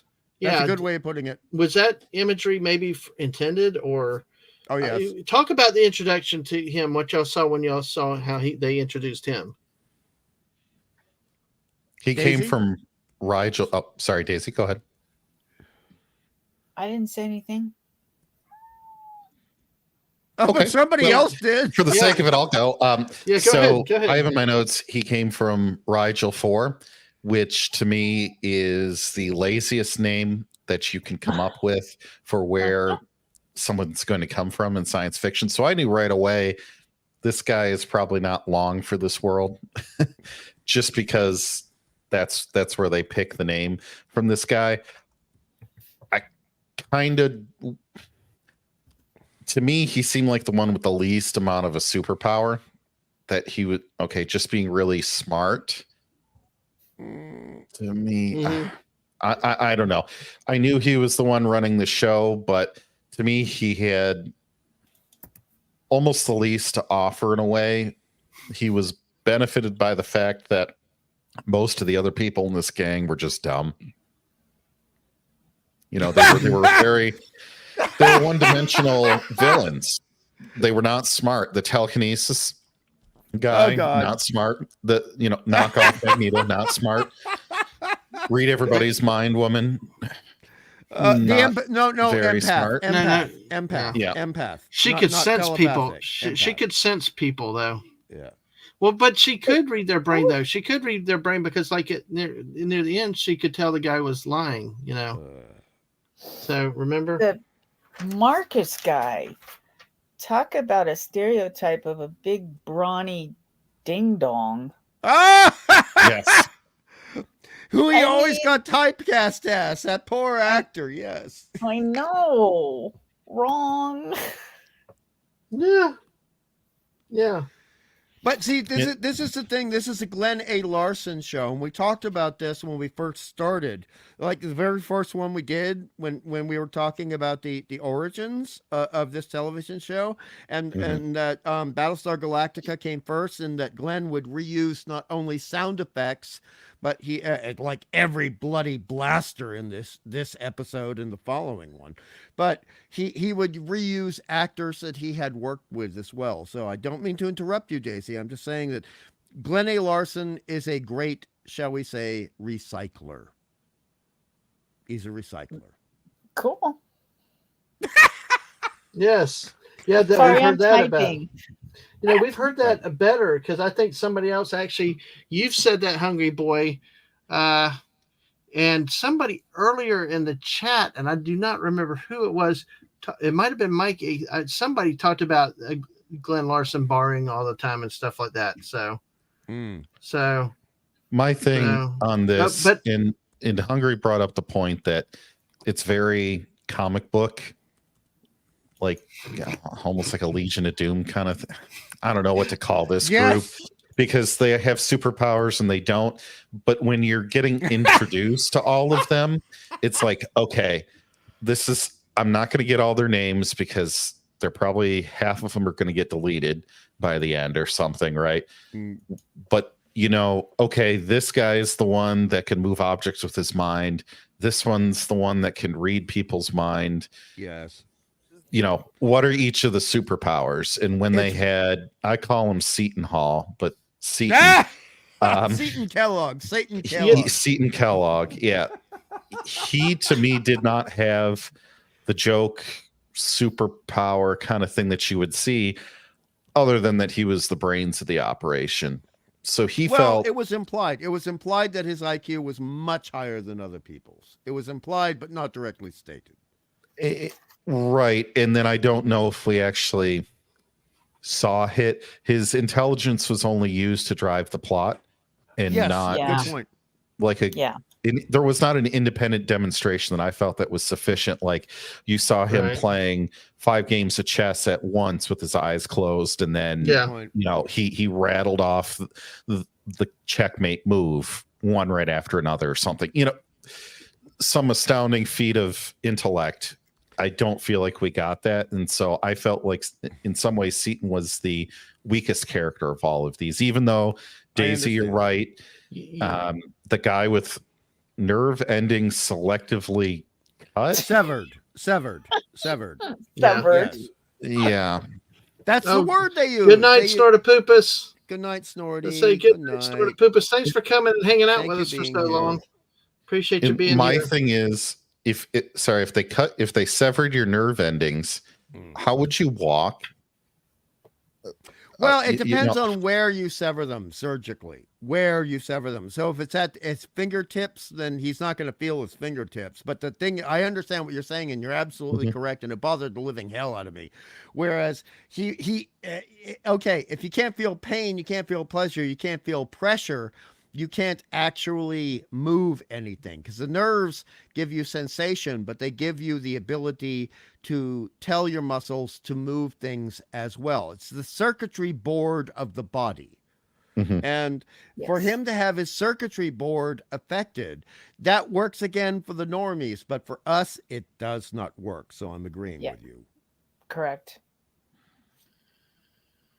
Dadman, what did you think of this one? Now that we've I'm sitting here and digesting it all from hearing y'all's input and outputs on these guys. Are they the best villains ever? No. Are they worst villains? No. But you do raise points about the shortcomings of them. I mean, the mastermind was, I don't. Kellogg. Yeah, Mastermind Kellogg still just seemed like he was so heavily reliant on the other two for little things. So, and it seemed like that they were not very cohesive in the way they were, like a well-functioning group of bad guys. They were, it's your turn. Oh, it's your turn. Oh, it's your turn.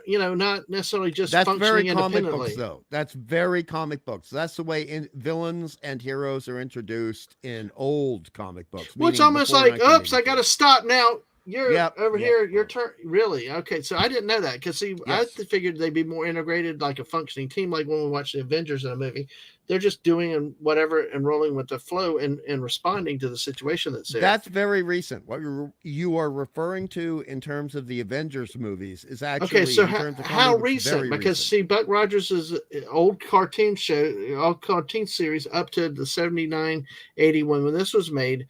So is that a recent development since like Buck Rogers' TV show? Then we're looking at 1986, which is more than 8 years pretty much after Buck Rogers came on television. So yes, in terms of comic books, it is a particularly around the 90s. So you would have like a half page panel or a third of a panel in comic books showing each of the characters, and they would have a caption with a name and then another caption with what they do, then a caption with over the other character, a caption with a name and a caption with what they do.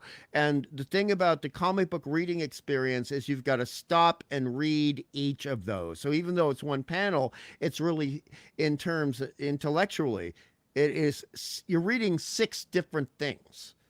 And therefore, to translate that into television, You've got to focus on a character and have somebody talk about them, focus on another character in a different shot and have somebody talk about them. And it's the best they could do at the time, to be perfectly fair. Mm-hmm. Gotcha. If that's all right with you. I mean, I don't want to. It's all good. I'm not trying to defend the show. I'm just saying. No, I just was. It was just interesting. I did have criticisms of they just seemed so rigid and disjointed. They didn't seem to flow as a good set of bad guys. It was very and that is segmented.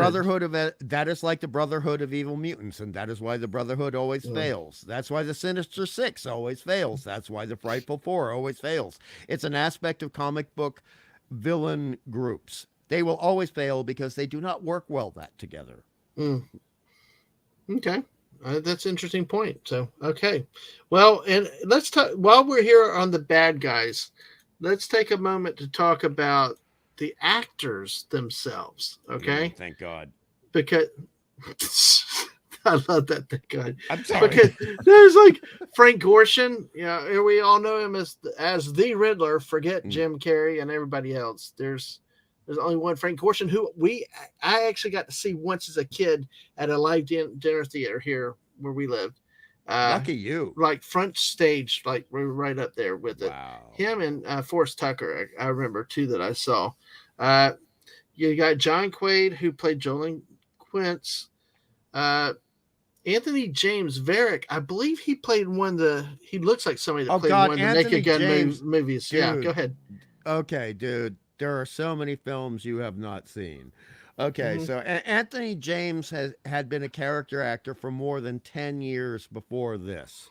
10 years. He was in cop shows, he was in horror movies, and he's just magnificent. But he started out as a theater actor who really, really went for the throat in regards to playing something in an honest way versus a 1950s television actor way.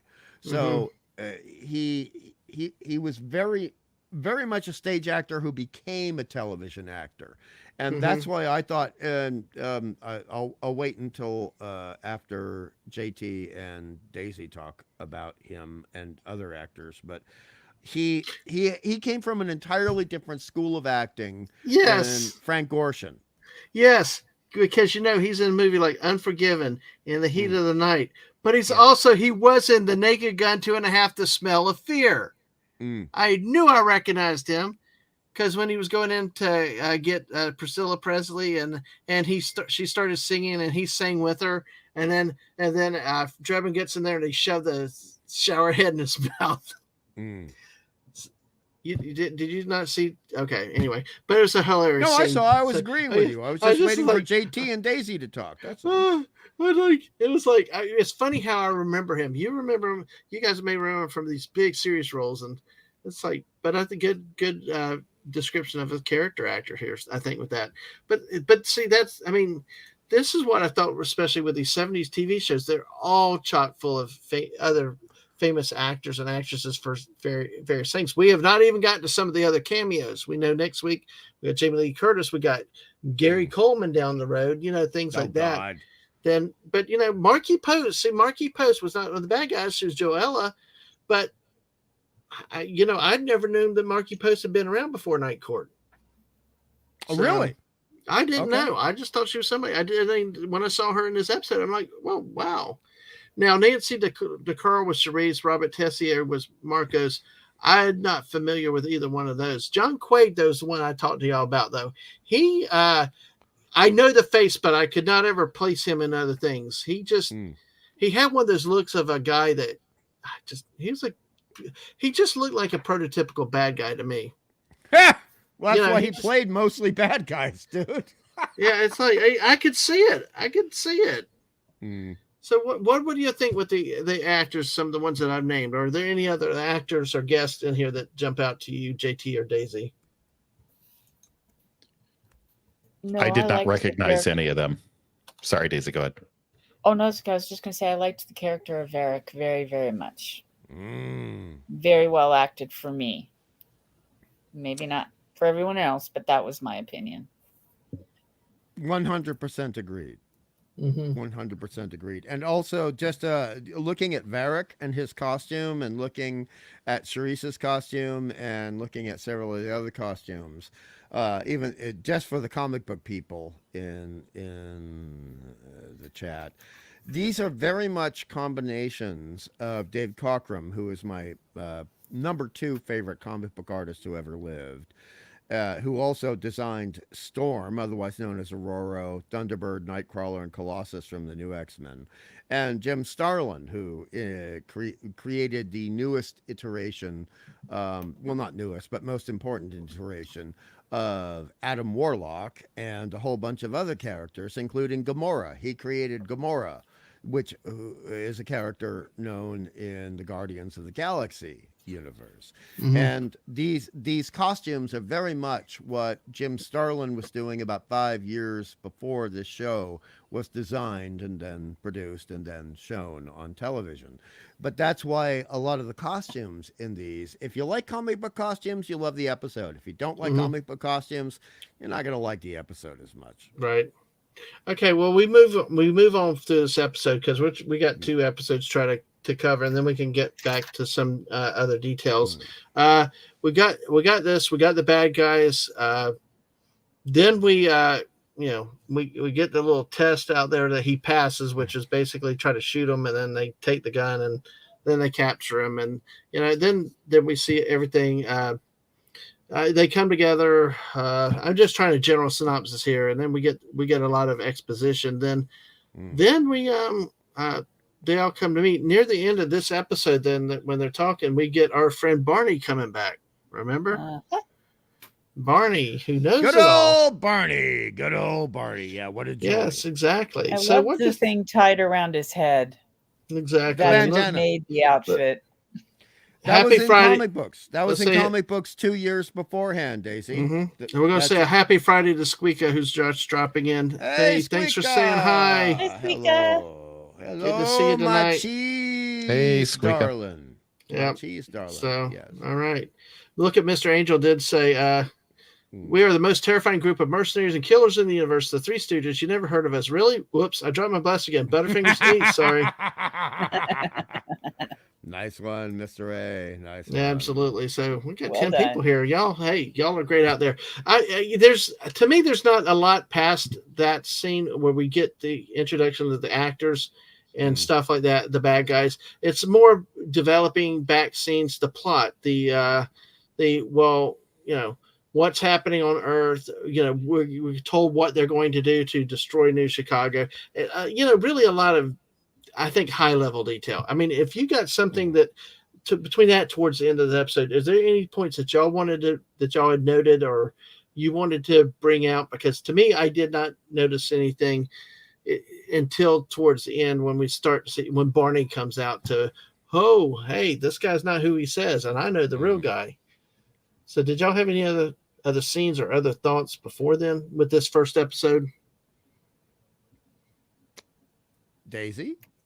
I'm looking through my notes. So Or am I. JT, Does either. someone But know who played Joella?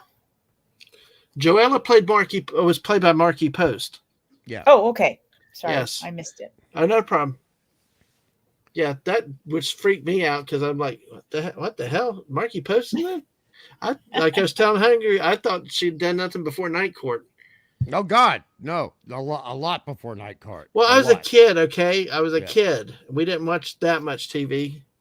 So. Well, I mean, no. Go ahead, Daisy. Sorry. Yeah, no, Daisy? I just thought she was very. It lightened up the atmosphere of the whole thing with the thumbs up thing, because she didn't know what that meant, and she gave the thumbs up back, and then she looked at her thumb. Like, why did I just do that? And then later she does it again. It was just cute.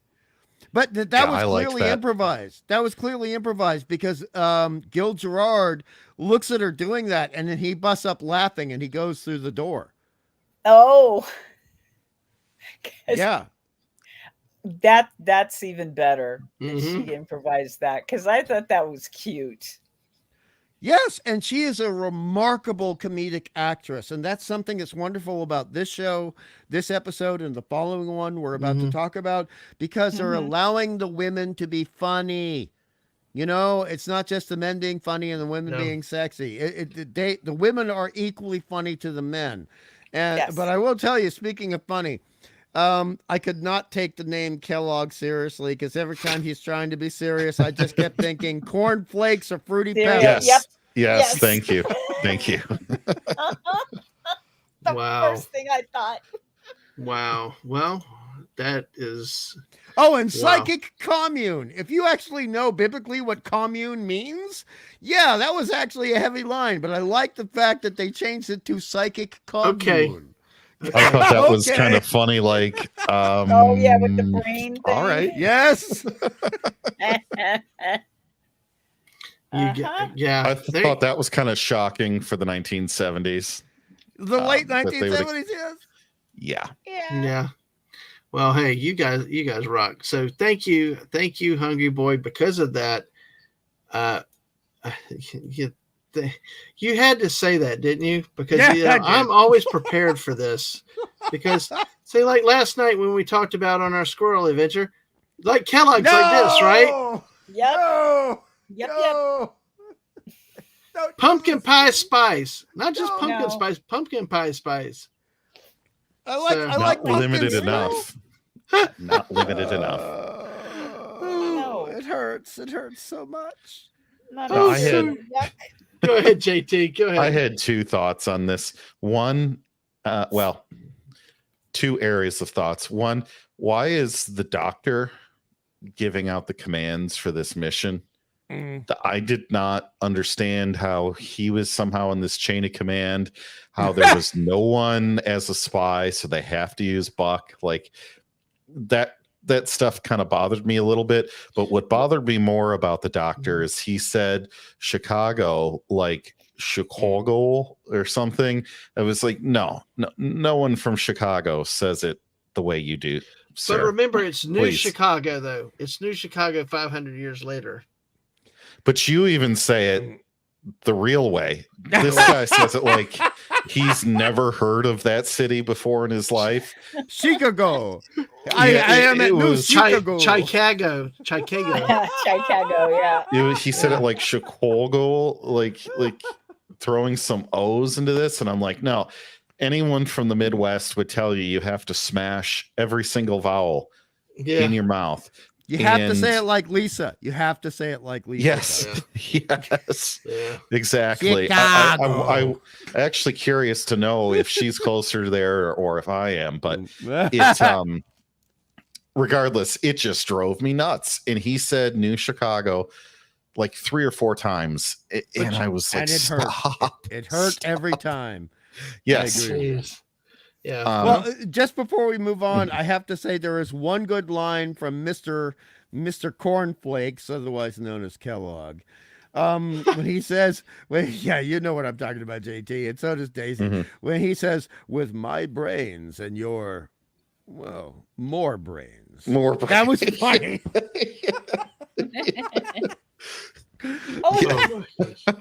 I liked how the AI in the ship was shocked Wilma when she tried to take over the ship. Yeah.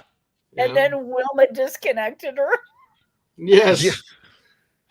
And the AI called her something too. I forget, but it was something equivalent to hussy. It was similar to hussy. Yeah. Yes. Yeah, it was something like that.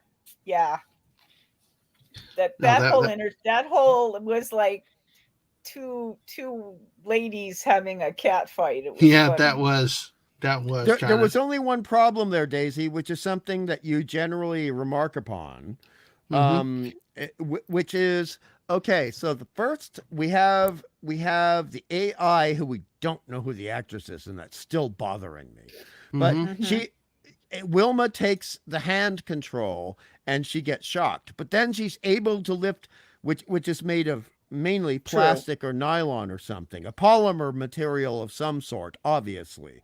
But then she lifts up the metal plate and the AI is not able to shock her with that. Inconsistency. Right. True. Yep. Yep. It almost seemed like the actress might have been fumbling with the prop a little bit. Oh, now I don't know whether she was told to do that so it would look like she was trying to fiddle with it before she just yanked the thing out, but yeah, she touched the metal again. No, she did touch the metal again. Excuse me, I don't have that picture, but I can actually add this one in with Wilma Deering, back from the very beginning with the great outfit. And she comes into the disco and, just like, see, and this goes back to, here comes, she made a hell of an impression and an appearance. And like you said, we're going to see more, Bond. And we're going to see more in the second episode with Joellen, that, these female characters had a large role in this, both funny and smart and action wise. And they had agency. Because I will tell you, I noticed one thing, and this just came back to my mind, was when she walked into the bar after they had bucketed down the guy, she approached it with her hand on her holster. She approached it like you would have in a situation like that, where if you needed to draw an arm. The way she frisked him, things like that, she, was very, very, I thought, realistic on the way she did things. And like you said, they're giving them agency and license and really having them really act. And I think that was really some things to note there with that. So we got others here. Let's see, like here was there's Frank Gorshin here. So but yeah, go ahead. I'm sorry. That was something that came up to me because I remembered we got some pictures we can use of some of these guys. So we got him, and if you can't, let me check this out because you can kind of see how that grayish outfit, which is synonymous with a lot of certain enemies that's out there. Very, very interesting. And of course, our friend Barney is here, not the dinosaur, but Barney. This was very interesting. He looked like a rock hip, well, there wasn't grunge back then, but scruffy beard. Yeah, exactly. It's so with these do y'all have any with this particular episode? I know we're not going to grade this one by itself. I think we kind of we'll evaluate them overall as a combined episode. But do we have any other things that we want to cover on this part one of this episode tonight? Okay, I'll just finish up real quick, and then I would love to hear Daisy and JT wax enthusiastic. When we're looking at Barney, even though I don't like him as a character, and we're looking at Varak, who I do like as a character, this is Varak here. This is Varak. These are very much comic book characters. In fact, Barney is pretty much a massive, unholy ripoff of Scott Summers, otherwise known as Cyclops from the X-Men's father. That's the one I was, okay. Right. Now, you got it in your head. And if anyone wants to look up the Starjammers in terms of their image search, they'll see what I mean. But Varak here, he's a more original design definition. And although his mask is gold, and that does come from the early, mid-60s, Madame Mask from Iron Man, who was originally a villain who faced off with Tony Stark and Iron Man, but then became, for lack of a better word, a lover. And that is something that's beautiful about this character, and everything about him from start to finish is magnificent. Right. And we don't see a lot about him. We get introduced to him in this first episode. I think where we really see more about him is in the second episode. Yes. But yeah, and that's that was a tease. That's what they called a tease. Yeah. Well, he was a silent, strong type that you always feared. It's like sometimes when your bad guys, the big, tall ones that are big over, just the silence. It's like if they talked, you'd sort of laugh at them or something. But their presence and silence demands a scene or can intimidate you. At least that's the way I think of a character like this. Well, to bring this to a very salient point from what you're saying, John Quaid, who played Quince, was 6'11" and a half. Now, the guy Anthony James, who plays Varek, is 6'6.5" and look at the difference we see on screen. 6'6.5" is very, very tall. Very tall. Yep. Daisy, did you have another thought? I was thinking towards the end of the episode, Varek seemed, we started to get a hint that he was not at all happy with the plan that was going to make 200, whatever they said, a whole bunch of space on this planet was not going to be habitable for a very, very long time. Right. And you started to see the inkling of what will happen in generations to come because of what had happened on his planet. Yes. And the actor, even though, as you saw, most of his face is covered with a mask, he played that so well. Just this, wait a second, this is not a good idea. Yes. Yeah, no, of course. And then we find out later, large part of that is because, it had been done to his planet, which also affected him and his appearance, and not just appearance, emotionally and everything else.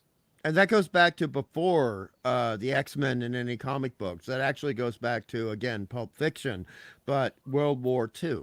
And I don't need to explain that. You either know or you don't. If you don't know, there's no point in explaining it. But radiation sickness and deformities and tumors, etc. And the makeup, which we see in the second episode, I'm not going to do any spoilers, but the special effects makeup was some of the best that I'd ever seen at that point in any television at all, in any genre at all. No, exactly. So, well, I'm going to, let's see. Close out on this episode. Do we have any other thought? Yeah, go ahead, JT. Yeah, just one more thing.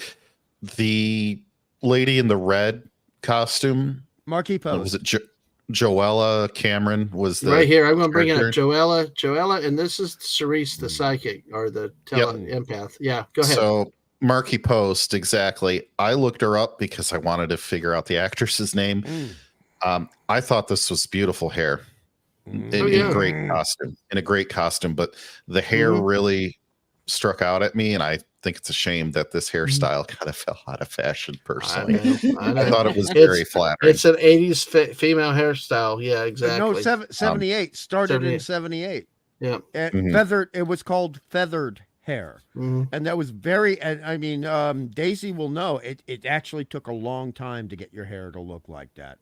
If you ever could, yes. I bet it did. It doesn't look easy to get that way. No, it is not easy to do, and I never pulled it off. I know, and then all I see on Night Court is mostly she had that shortcut thing. It's like, so, and you're getting to the point of why I wanted to also talk about her is, some of these actresses, you're like, where else did I see her? But in the same year, she was also on Chips, and then she was on The Love Boat. Let's see, she's in like everything. The A-Team. Yes. Keep going through it. Night Court, which you already mentioned. Wow, it's a ton of things. Scrubs. Ghost Whisperer. She was in the Transformers Prime TV show as a voice part.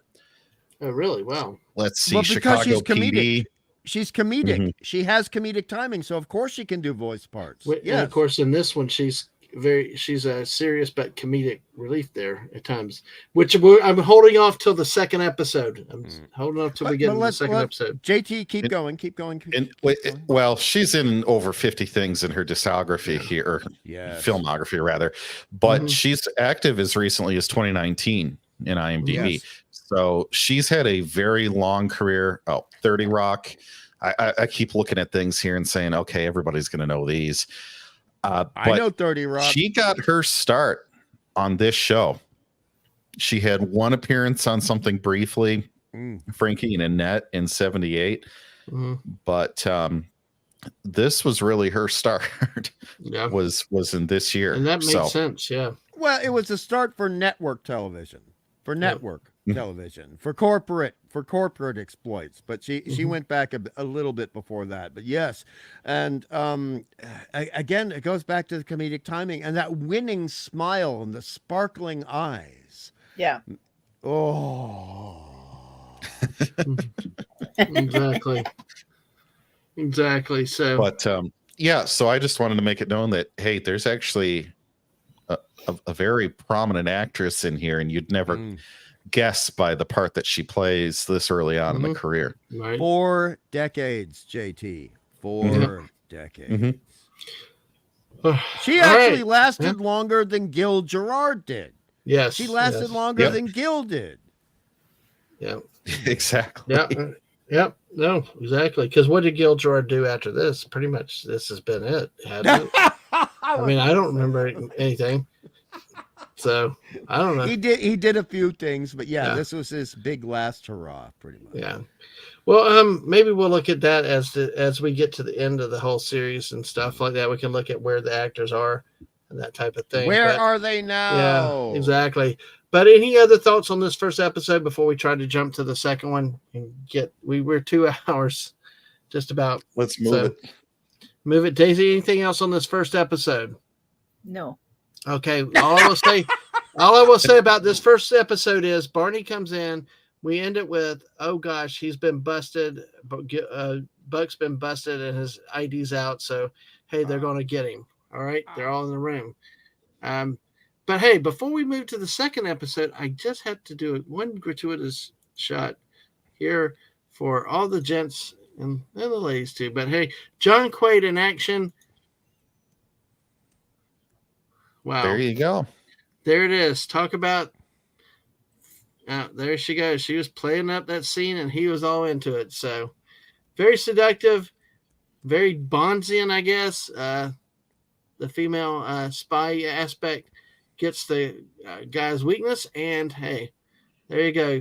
If you like the looks, there you go, folks. Hey, with that, we will move to episode number 2. All right. Episode 2 is obviously the continuation of our first episode that we have here. The in this one, it continues. But Buck learns that the group, by infiltrating, learns the group's plan is to destroy New Chicago by sabotaging the city's antimatter power plant. So he has to escape. He and Joella race back to Earth to help stop what goes on. So that's a brief, stunning way to say how that goes. Yes, there you go. You are looking stunning. Yes, hey, stunning, nice, exactly. But it's this really is an episode where we have to go through the details to to get through it. It's hard to summarize it until we go through these things. Basically, here we see the continuation and like a lot of good 70s show. They give you a good look back at the key scenes from the previous episode, and then they jump right into it. And then Buck throws this little blue psychedelic thing down that apparently puts everybody in a cloud or something. And he and Drellin run off. They can't be seen. And yeah, it looked like psychedelic stuff. It wasn't even a cloud. I mean, Batman throws a thing and it blows up and there's a cloud. This wasn't like a cloud of smoke. No, it wasn't. It was like a psychedelic painting on top of the screen, and it was like, so they run off. They're getting chased, and why couldn't you just throw a smoke grenade? Yeah, I know. Why? The special effect. I mean, that thing was terrible. Every time get the smoke generator out, you think it would be cheaper than doing some Austin Powers cutaway to the next scene. It's comic books. It's comic books. It's comic books. I know, but I still thought it was kind of stupid. It's very Jim Steranko, which is before your time. You probably haven't seen a comic book of his, but for the time, it's what it was normal. It was barely 10 years after Jim Steranko made his bones in comic books. So some people would recognize that. It was very 1968 psychedelic, and it worked. And it was also very much a cheap version of things we saw at the end of 2001: A Space Odyssey. if you know what I mean. I know Daisy knows what I mean. I know she knows. I've seen that. Yes. I've seen that. Yes. Oh God. I've seen. I like it. I like 2001. What? Okay. All right. Okay. I still think the black and blue inky thing was silly. It is. I agree, and I like that black and blue inky thingy. I did black not and have blue. I love that description because well. hey, I'm not gonna pick on you. I didn't know what else to call it. I call it something no. second. I'm calling it the black and blue inky thingy. Like, it looked like one of those things, you know, you turn it upside down and all the colors come down slowly. I thought it was a blue and black alien face hugger. It just kind of stuck on your face on the screen and just was there. Except it spun. Yeah, and then I'm thinking, if it really looked like that to them, how do they see to get out of it? Yeah. That was going to be my question. Okay, so everybody else freezes, and then you like don't trip over anything. No, no. Everybody else was tripping over everybody else. Buck and Joellen got away. That's the difference. Magic it of worked Hollywood. every time. Yes, Magic exactly. of Hollywood. It's the bumbling baboon. Bumbling What? baboon. Yeah, the bumbling baboon. buffoons. I guess so. The bumbling buffoon villains. If you say so, Dadman, it's your channel. I know. I'm talking buffoons. We will not be bad seeing guys. you next week. We will not be seeing you next week. Well, I don't know if you've ever seen them in the zoo, but no, I'm talking about the bad guys, folks. Chimanettes. Anyway, Baboons are terrible, by the way. I've seen some baboons. Yeah. Yeah. Well, we've seen some doing some interesting things in the zoo and kids calling it out, but we won't go there. But the bumbling villains again just kind of look like buffoons, and they just, of course they trip up, but our good guys get away, scot free with that. So, well, I mean, this does bring up something about people of girth, and I'm a person of girth. Okay, I thought did he sing Low Places? Nah. Sorry, thank you. I prefer person of size, a POS. How about skinny challenged? No, but I'm like a comic book person. A person of girth equals Pog. JT. Oh yeah. And when you were a kid, you probably played with Pogs for at least a week. Yep. So for me, it's person of girth. Now the thing is with John Quaid, who played Quince, when you actually have Margie Post slide whatever the hell that thing was towards him and it hits him in the back of the legs, his center of gravity will have him fall down in the way that he fell down, even though it's a very light density object that is hitting him. So I did like that, even though most people who are normies would think, that would not work. No, for a person of girth, it's gonna work. That will take you down. I've gotten hit or just stunned by the least little thing sometimes, and it will throw you off, especially if you're not expecting it, because he's so intently because he cannot do this just very easily when he's fixated on an object or person or whatever. It's every fiber of his being. So any little thing can distract him and throws him off. And we've seen that throughout the episode. Well, that is even brought up by Kellogg, and God, I hate that name. Pumpkin Spice Mini Pumpkin Spice. Let's call him Pumpkin Spice from now on. Okay, cool. Lemon Pie. Seton Hall, remember? Hey, lemon pie. Hey. Hello. Citrus Street. Well, let me say I like lemon pie better than anything pumpkin spice crap. But anyway, hey, good to see you tonight, Lemon Pie. All right. But I mean, Pumpkin Spice, aka Kellogg, even says, but you can only concentrate on one thing at one time. Right. He says that in the second episode. Yes. Which is a comic book to a T. Yes. 90. Yeah. Why is right that? on, JT. Why is that so comic book? Because the bad guys can only do one thing at it just is there ever a reason why couldn't you have the ultimate villain that could do everything at all times? You go, JT. I can answer. Well, that would be Ray Palpatine one. Okay. You go, girl. Part of the limit. I guess I would say part of the limits of these characters, especially in comic books, is why you have the X-Men.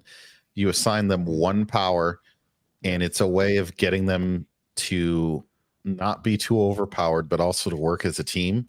Mm-hmm. Yes. And you also can kind of turn it into a toy gimmick as well. Good point. Good point. There's, I guess, multiple reasons to it. Hungry, if you've got a different one than just those, I'd be welcome to hear it. You're rocking and rolling, dude. Keep going. You Sure. got it all. You got it all. So when they say yes, but you can only do this one dimension of it, they're limiting his power to keep him as part of the team. The empath dimension of it, she can't actually read the minds of the people, and they limit her in that way. So that way Buck and Dizzy D can still kind of sneak in there and do stuff. Nice callback. Well done. But to back you up, also, the situation is with Charisse, the empath. You will notice that she, as she reads the emotions, and this was good writing, I have to say, this was good writing. She reads the emotions of other people, but she is more hyper emotive towards other people. She either trusts them implicitly, like Kellogg, or she wants to take them out immediately, like Buck. Exactly. Yeah. And that's how you, if he, okay, so if he could just be like Magneto and do a million things, and manipulate a million objects all at once, then he's too powerful and he doesn't need anyone else. And then he is the one villain of the week. And villain of the week. well, yeah, I mean, right? Because he's going to be defeated.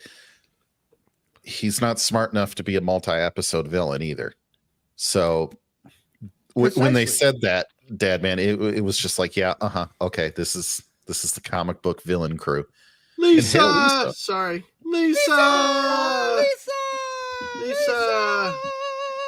She's making gingerbread cookies tonight. If you haven't seen it on Twitter too. Oh, yum! Nice shout out from her earlier too. Thank you, Lisa. Hey, glad you could make it. Glad you were been lurking too. Welcome in. 12 of y'all here. Make sure you follow us on Twitch, subscribe on the YouTube side. Make sure you hit that like button too. And Lisa, you missed it. I complained for like 5 minutes about how the actor in the show doesn't know how to say Chicago. Chicago. JT even says my southern ass says it right. So, but it's New Chicago. I still say it's New Chicago. Different dialects and stuff could arise over 500 years. But well, I mean, to go back and back up JT for a moment. Yeah. I do love these two episodes. I make no bones about that. I do have some complaints, but that's only to be fair to this channel. Okay, we had like 3 complaints about Killer Clowns from Outer Space. We had about 2 complaints about Police Academy. We are fair. Yeah. But the situation is that if you do not have these power restraints or ability restraints placed upon people, there is no plot to be had in the episode. You know what I mean, JT? Yeah. Exactly. We had any weaknesses about Killer Clowns? I thought it was the perfect movie. Hey, can I take a moment to like interject a personal? I guess I could because it's my channel. Personal self-promotion. Lisa comes in, like I mentioned, the gingerbread cookies though. Like I said earlier, see.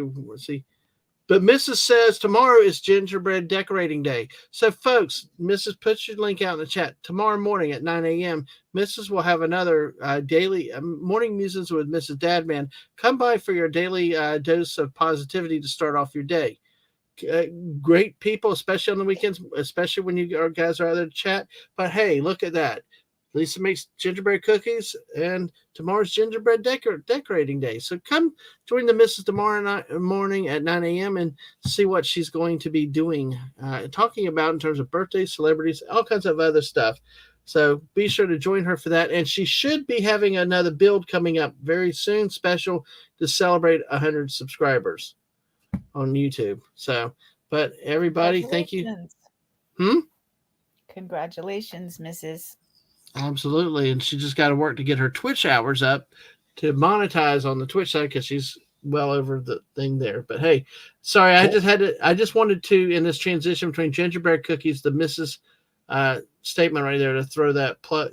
And it's not really a plug, folks. If you want something nice, if you're tired of the same type of just blah blah blah blah blah, check it out. It's definitely different, definitely fun, and join her tomorrow morning, on YouTube and on Twitch. So, all right. And Lisa said she will be decorating tomorrow. So, all right, there you go.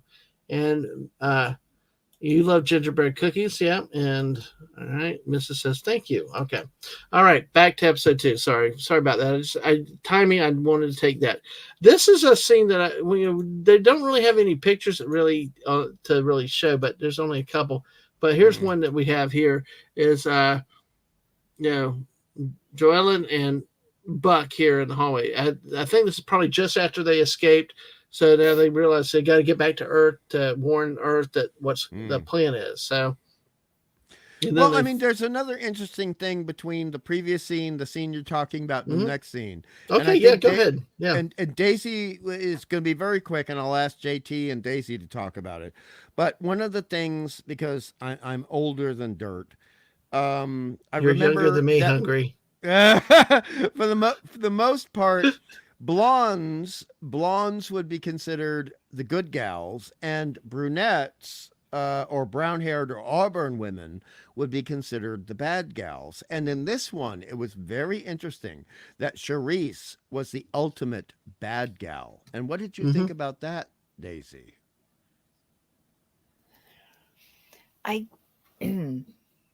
Well, that was cool. So my take on blondes is a little bit different because I am one, and the whole blondes are dumb thing. Oh, that. I liked that in this show, the blondes are not always dumb. And even though Joella, I think that's how you say it, even though Joella kind of comes off as goofy and this and that and whatever, she's got all her wits about her.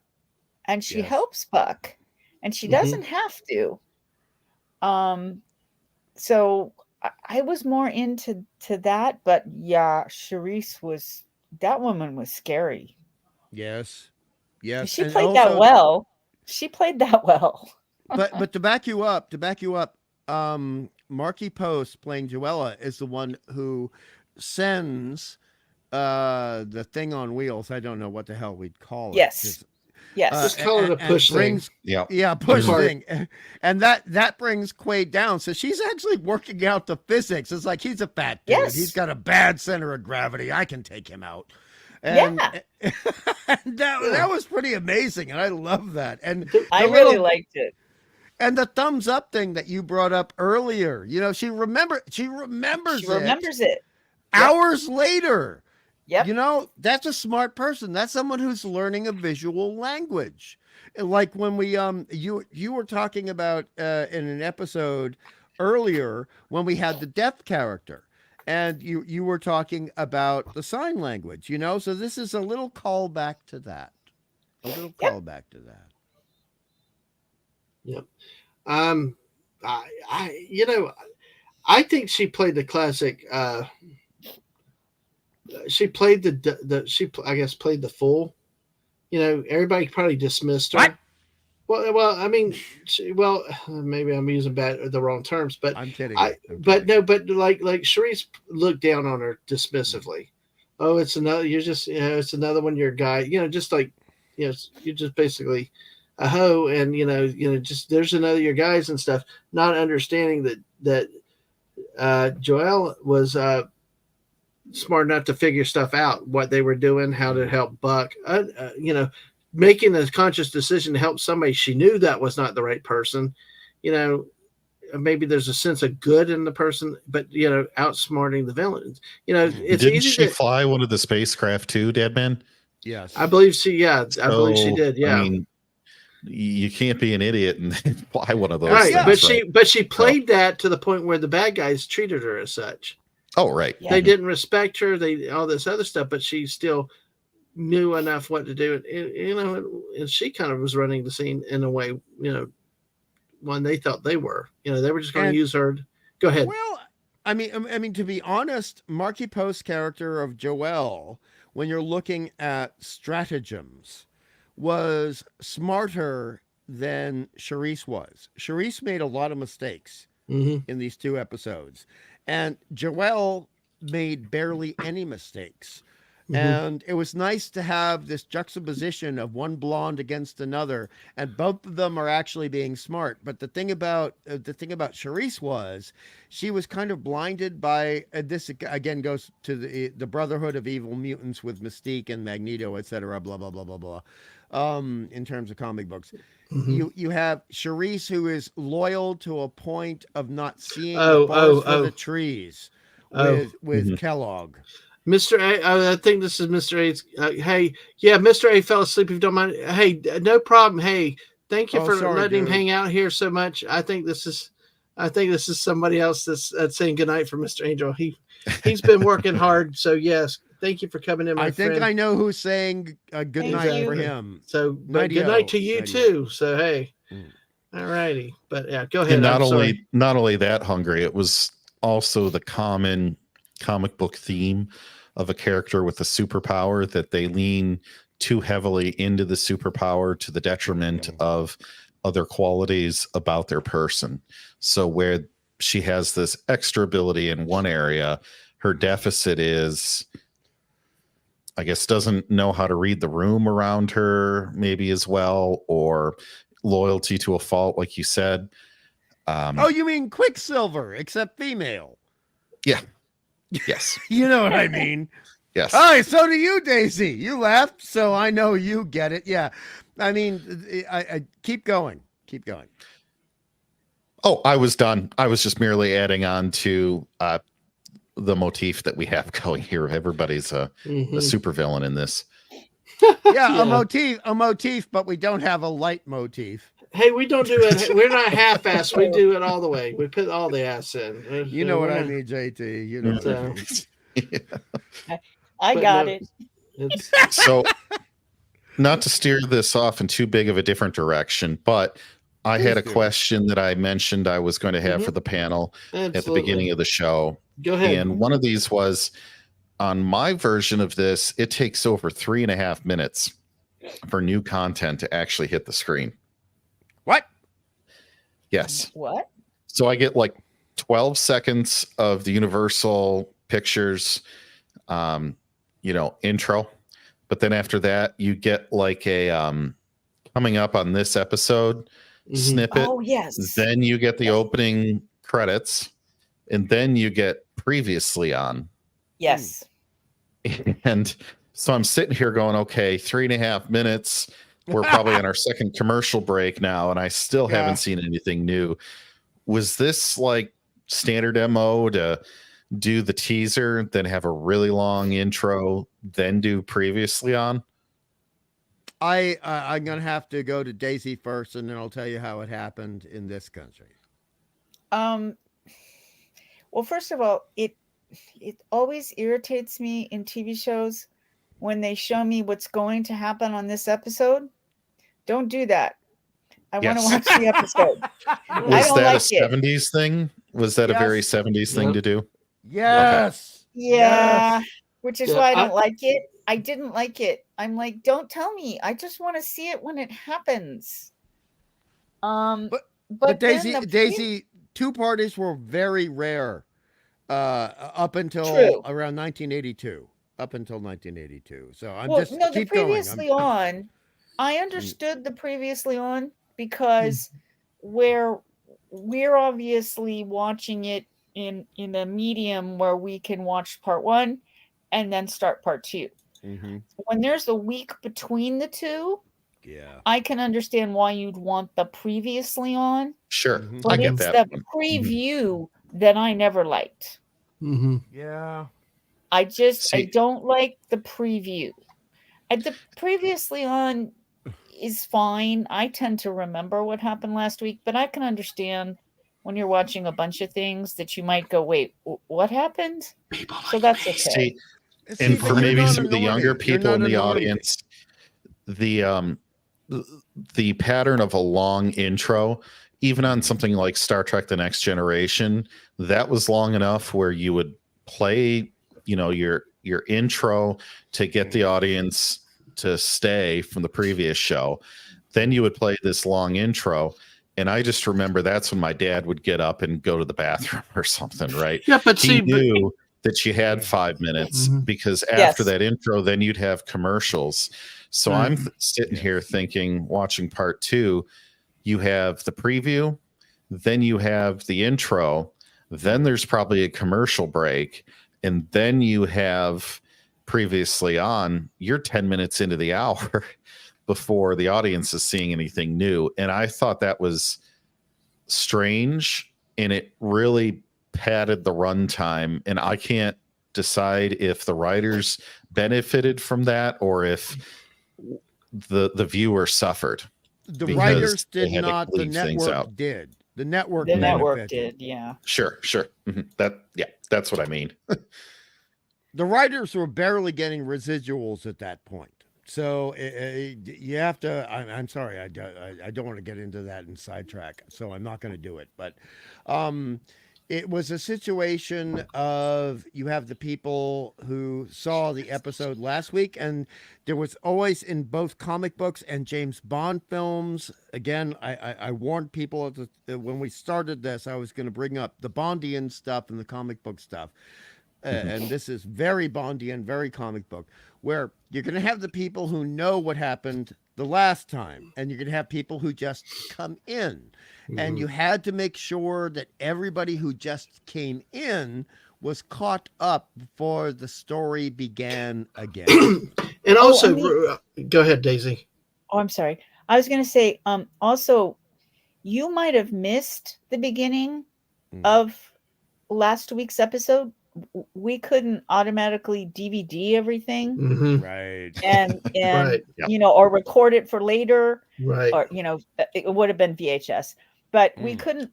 You missed it, right? So I can understand why there'd be a previously on, especially in a 2-parter where it's kind of important that you remember, or that if you didn't see all of or any of last Very good episode. point. I was actually going to say that too, Daisy, because I'm sorry. It's no.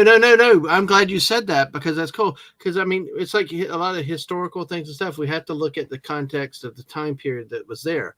And this would be a waste of time now, because, well, hey, I just get just Google it, get the YouTube. You can find anything on YouTube real quickly. You can get yourself up to speed. Back then, there was no ability. It's like what I've said with Star Wars before. We didn't have it. I said the other night, I stared at the print off the newspaper. Oh, yeah. That image, yeah, you did. With the commercial, it was all I had in my mind to think or dream about Star Wars. There was not a movie. There was not all this stuff. My record about The Empire Strikes Back, listen to that with that little read along, but was all I had. You didn't have the ability to go just get caught up to speed like you did. And yeah. And so I can understand what you're saying, especially with a modern audience. If you spend that much time doing it now, but there's so many resources now. If you don't know what's going on, it's kind of your own fault. Back then, though, you didn't. If you, like Daisy said, if you missed it, you missed it. Yeah, you were lucky to catch a replay. Let's also point out, because Dadman and I are very similar in age. Okay, and so is. Well, I won't say Daisy, because it's not polite to say that about ladies. Daisy's in her 30s, though. I'm telling you. So Daisy's the oldest person on this panel.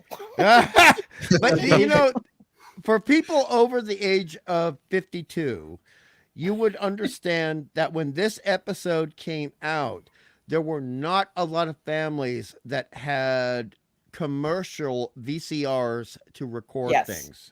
Yeah, correct. And cable TV was just coming out also. Yes. True. So, and a lot of these shows this was a network program, so it was not going to be on cable anywhere either. I mean, when I was a kid, we did not have any of those things in Australia. Okay. Yeah. But when I was in America, I remember somebody saying, "Oh, I saw it on HBO," and I said, "What's that?" Yeah. And a lot of people would say, even in America, a lot of people would say, "What's that?" Not everyone had HBO. Not everybody had a VCR. And this is 1979. 1979. This is Moonraker territory. Moonraker. Oh, I love Moonraker. I love it. Oh, I know people hate it. I love it. Movie. I love that movie. Don't you tell me people hated it. I will fight them.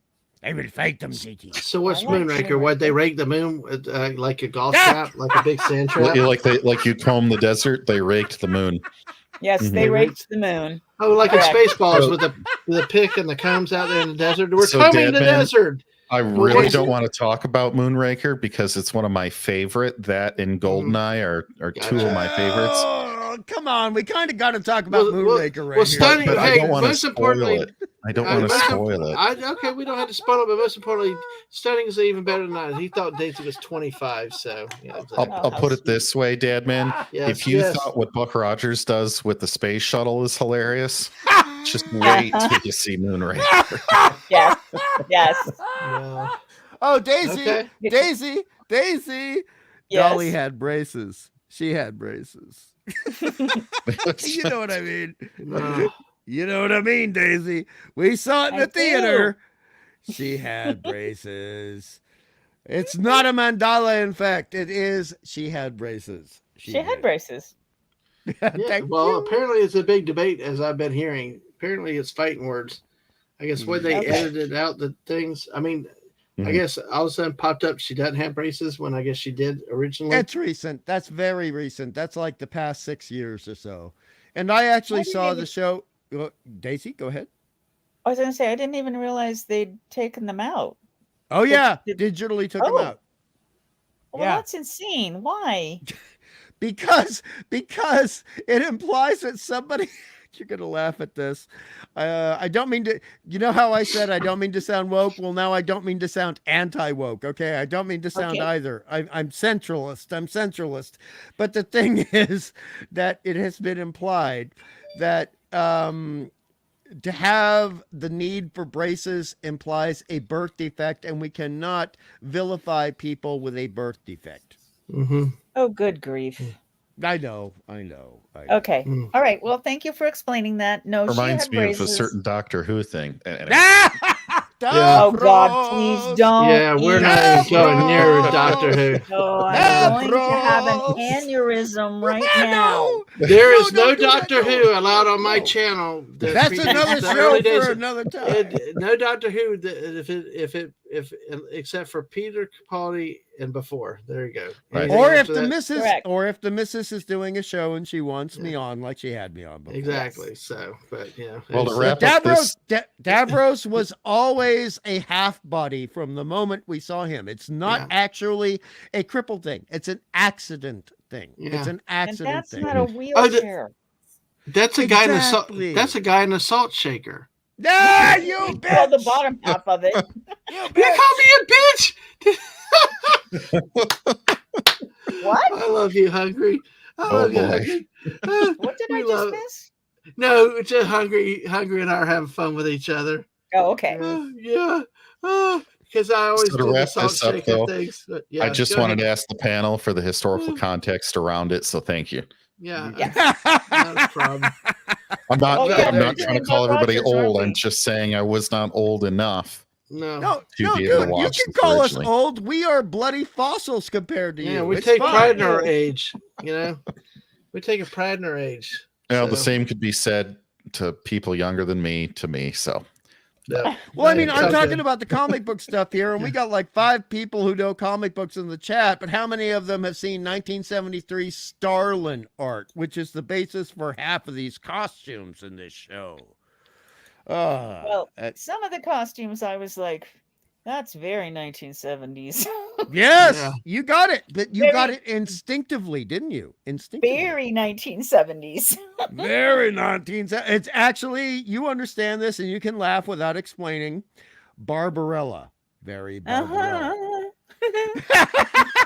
1968, in fact. And now Duran. Oh, you bitch. Oh, that's twice. Wait, did you call me a female dog? No, he called me one. Oh. Yes. That's twice. Okay, Daisy, where I come from, we never refer to a woman as the B word. It's always someone who's a female dog. But it's when you refer to anybody or an object, it's because they are being salty and they're not doing what they're supposed to do, but it's very funny. So, yeah. Yes. So, like when the toaster doesn't work and you put it on level 3 instead of level 7 and your toast comes out burnt, you just look at that toaster and you say, "Oh, you little bitch." And, you know, when Dadman does what he's been doing for the past 5 minutes, he's being a little bitch. Gotcha. Oh, gosh, I love it. That's hilarious. I only use that word when I am speaking about a female dog. Nice. Well, Stunning, by the way, is a chaotic neutral. Dave C is talking about the opening scene of Barbarella made him hungry like the wolf. Oh, God, here we go. Karaoke. I'm actually very glad. After you. I'm glad that Buck Rogers never did the opening scene from Barbarella. You remember the one I'm talking about, Daisy, with the dolls, those evil little dolls with the sharpened teeth. Hey, we done one thing successfully tonight. Lisa's busting out laughing out here. Yeah, good, Lisa. I imagine everybody out in the chat. Exactly. So, God, now, one of the things, Dadman, this episode really opened flat when we finally get to something different. They're running through the back set of something they can do for free. Oh, you son of a bitch. They ran through an abandoned office floor. And a garage, right? It's a drop ceiling. There are ceiling tiles missing. You can clearly see the alphanumeric for locating where you are on the floor, like, you know, section 24C or whatever. You see the exit sign over the door. Yeah. I'm just like, come on. And they stop in this space. You 80s child. You are such an 80s child. And I'm like, okay, so this cost you like what again to do this? And then the very next scene after, you know, he shoots Magneto, they all run and she runs and heals. They run down the gun going, not this time. Yeah. So this thing with the number 13 and a light that they threw on the top and a couple hoses, that is like a coffee cart with like basically pressboard or plywood just put over it, but you can see the wheels underneath, and it is clearly like a coffee cart. It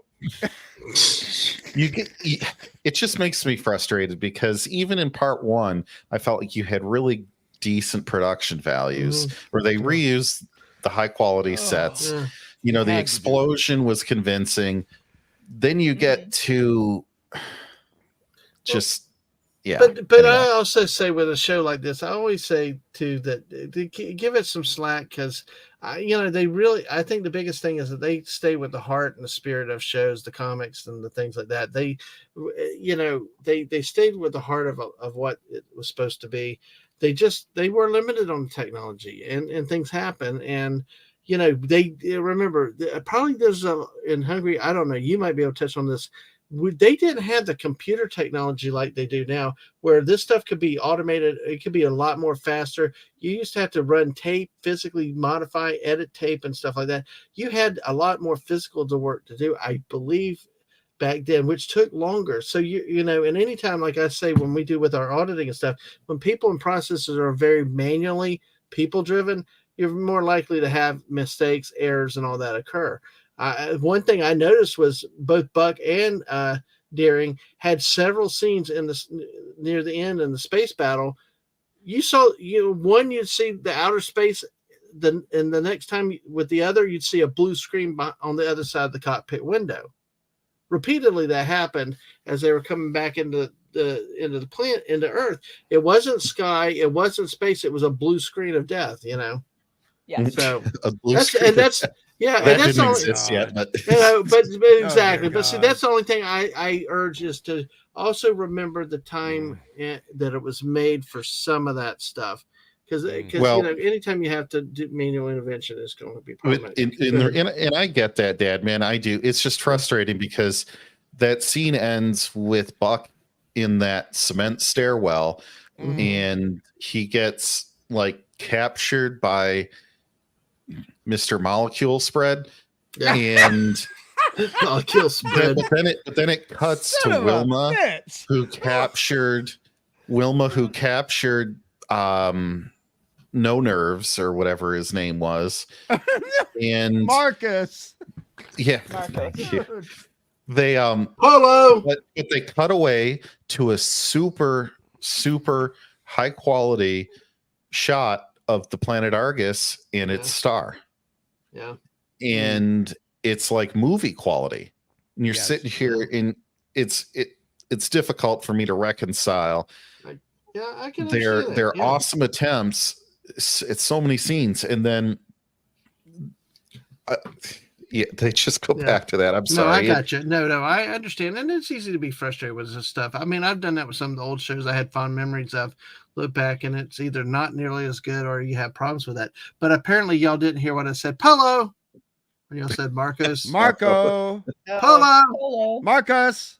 Polo. Polos. Anyway, but hey, but yeah, JT, the thing was that, I mean, blue screen was very recent back when this show was being made. Very recent. So a lot of what you're talking about with the special effects, I understand that, and I do accept it.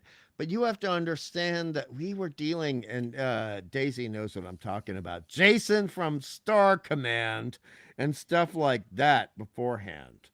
And so the visuals of what was going on, we also had to deal with the fact that there were a lot more episodes being done per season than shows that were being made later on when you were younger, and we had to deal with what was available at the time and getting things done in a timely manner. So that's why we have, as we said with episode 1, we have this great matte painting at the beginning. And then in episode 2, oh my God, they used the same matte shot 3 times. It's one of the worst ones in the series. One of the worst ones in the absolute series. And I get what you're saying, but as needs must. You know what I mean? As needs must. I want to see about trying to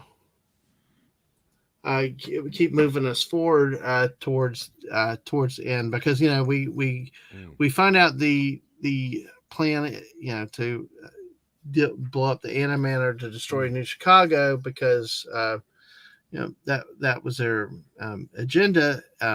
Buck gets back, of course. The three remaining baddies go take out all the guards, because it's funny. Dr. Hero was like, it's impregnable, and Buck's like, since when is anything impregnable? But they took out those the android guys so easily. You got that.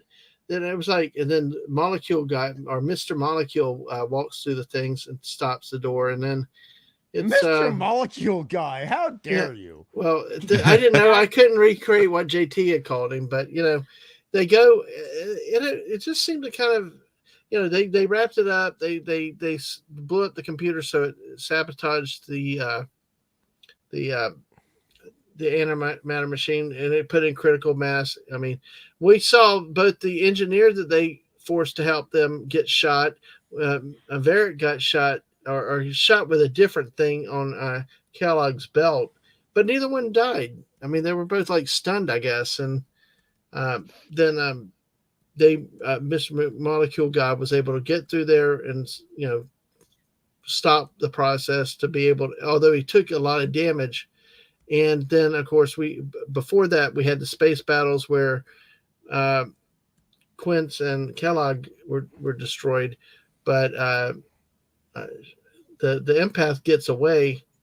But and to wrap it all up, here just to kind of summarize it for everybody, and we can finish up our points from there because I see the time. Basically, he's like, he explained how he survived, and he comes back. He's like, won't get help, but we see Deering's softer side, like, hey, let us help you. We want to help. And it was like, finally, we see Varric finally letting go of the walls he's built up over time and things. So I just want to kind of give an overall synopsis with that. We can talk about it as much or as little as y'all want to for the end of this episode. But I got my bang bang pew pew this episode. I really liked it with that.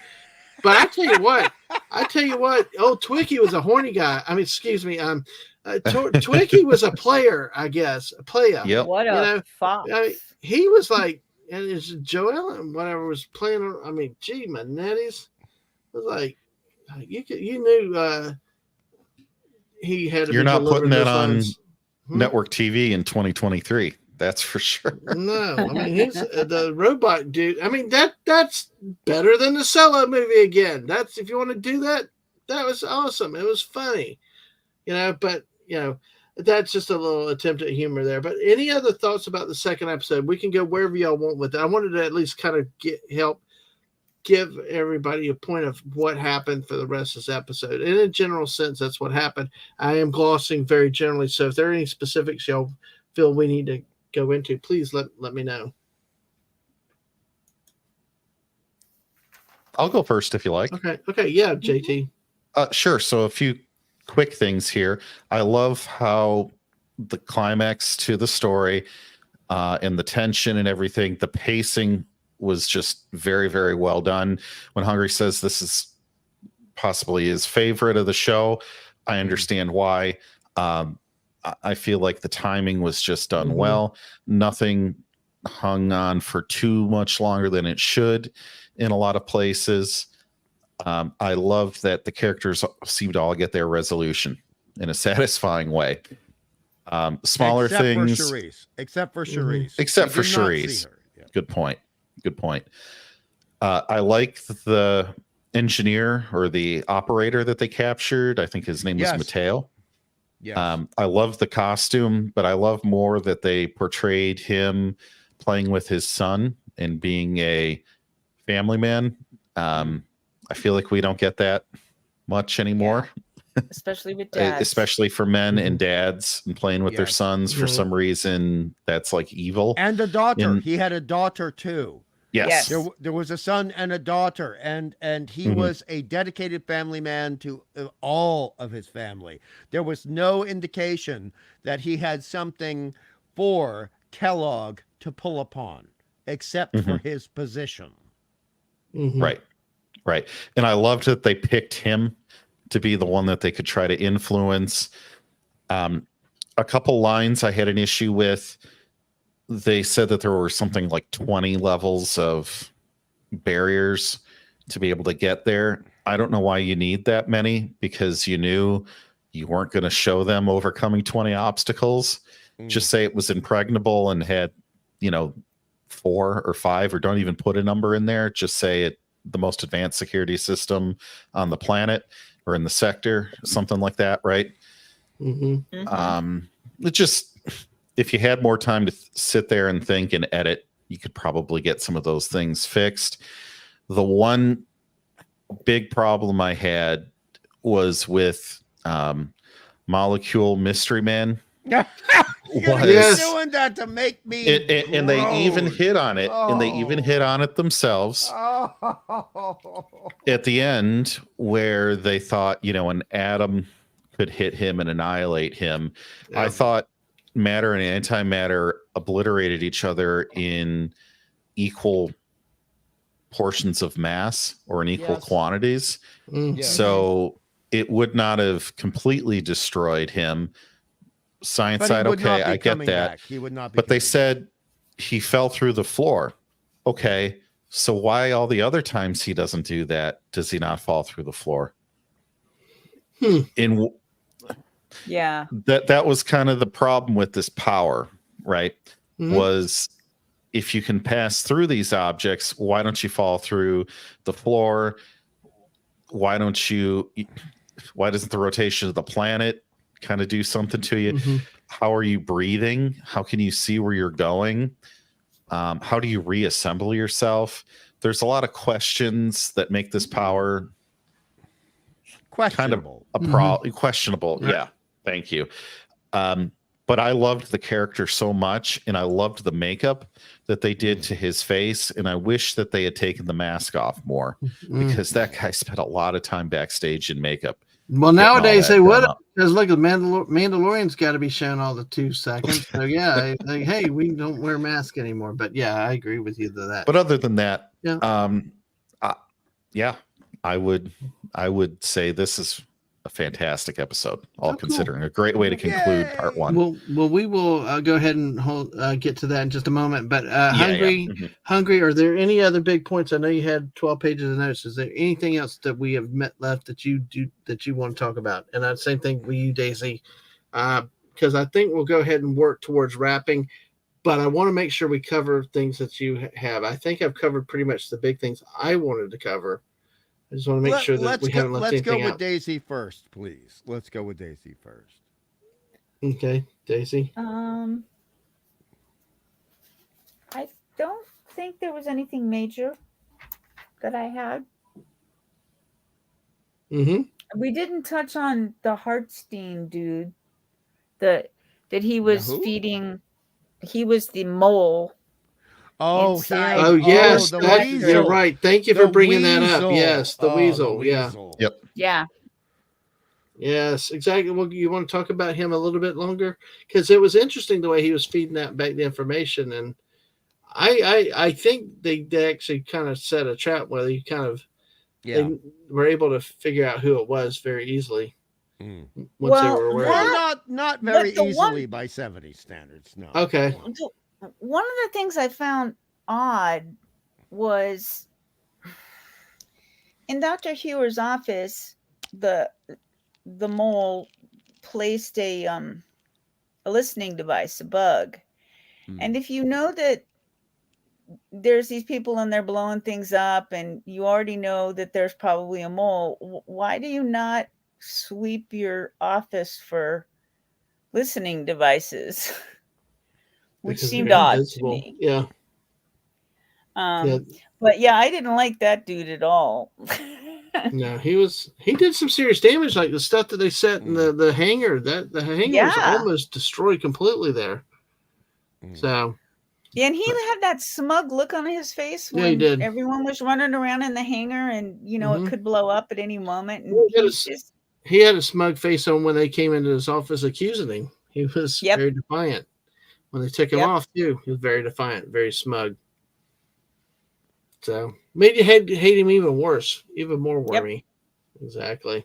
But thank you for bringing that up. I meant that was a great point right there that you mentioned. It was very, very easy to overlook, but it was very important because they were worried about Buck and all that. But now when they realized he was okay and the information was getting fed back, they actually solved their problem. One of the problems, and they, at that point realized Buck was okay, just had to get back. So, okay. Well, if that's everything else, okay, then Hungry, anything else that you want to cover?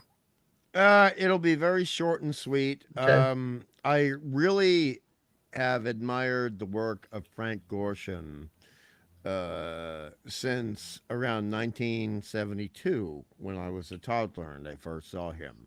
And most people don't realize he started out as a stage comedian, and he did impersonations and impressionations.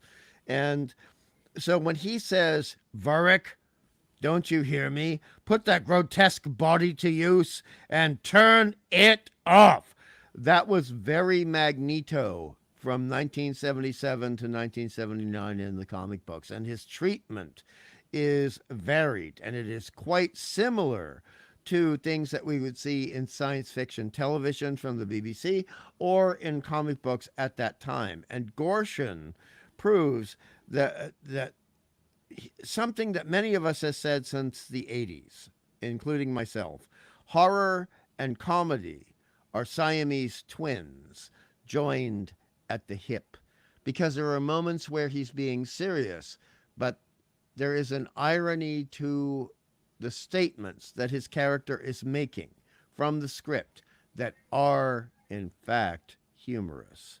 And that took a lot of guts on the effort of Buck Rogers at this time in history and television to put in. And we did not see that as much in Battlestar Galactica, the previous science fiction show from Glenn A. Larson. But here, the thing about Glenn is he's willing to go for not only the broad comedy, but the subtle comedy.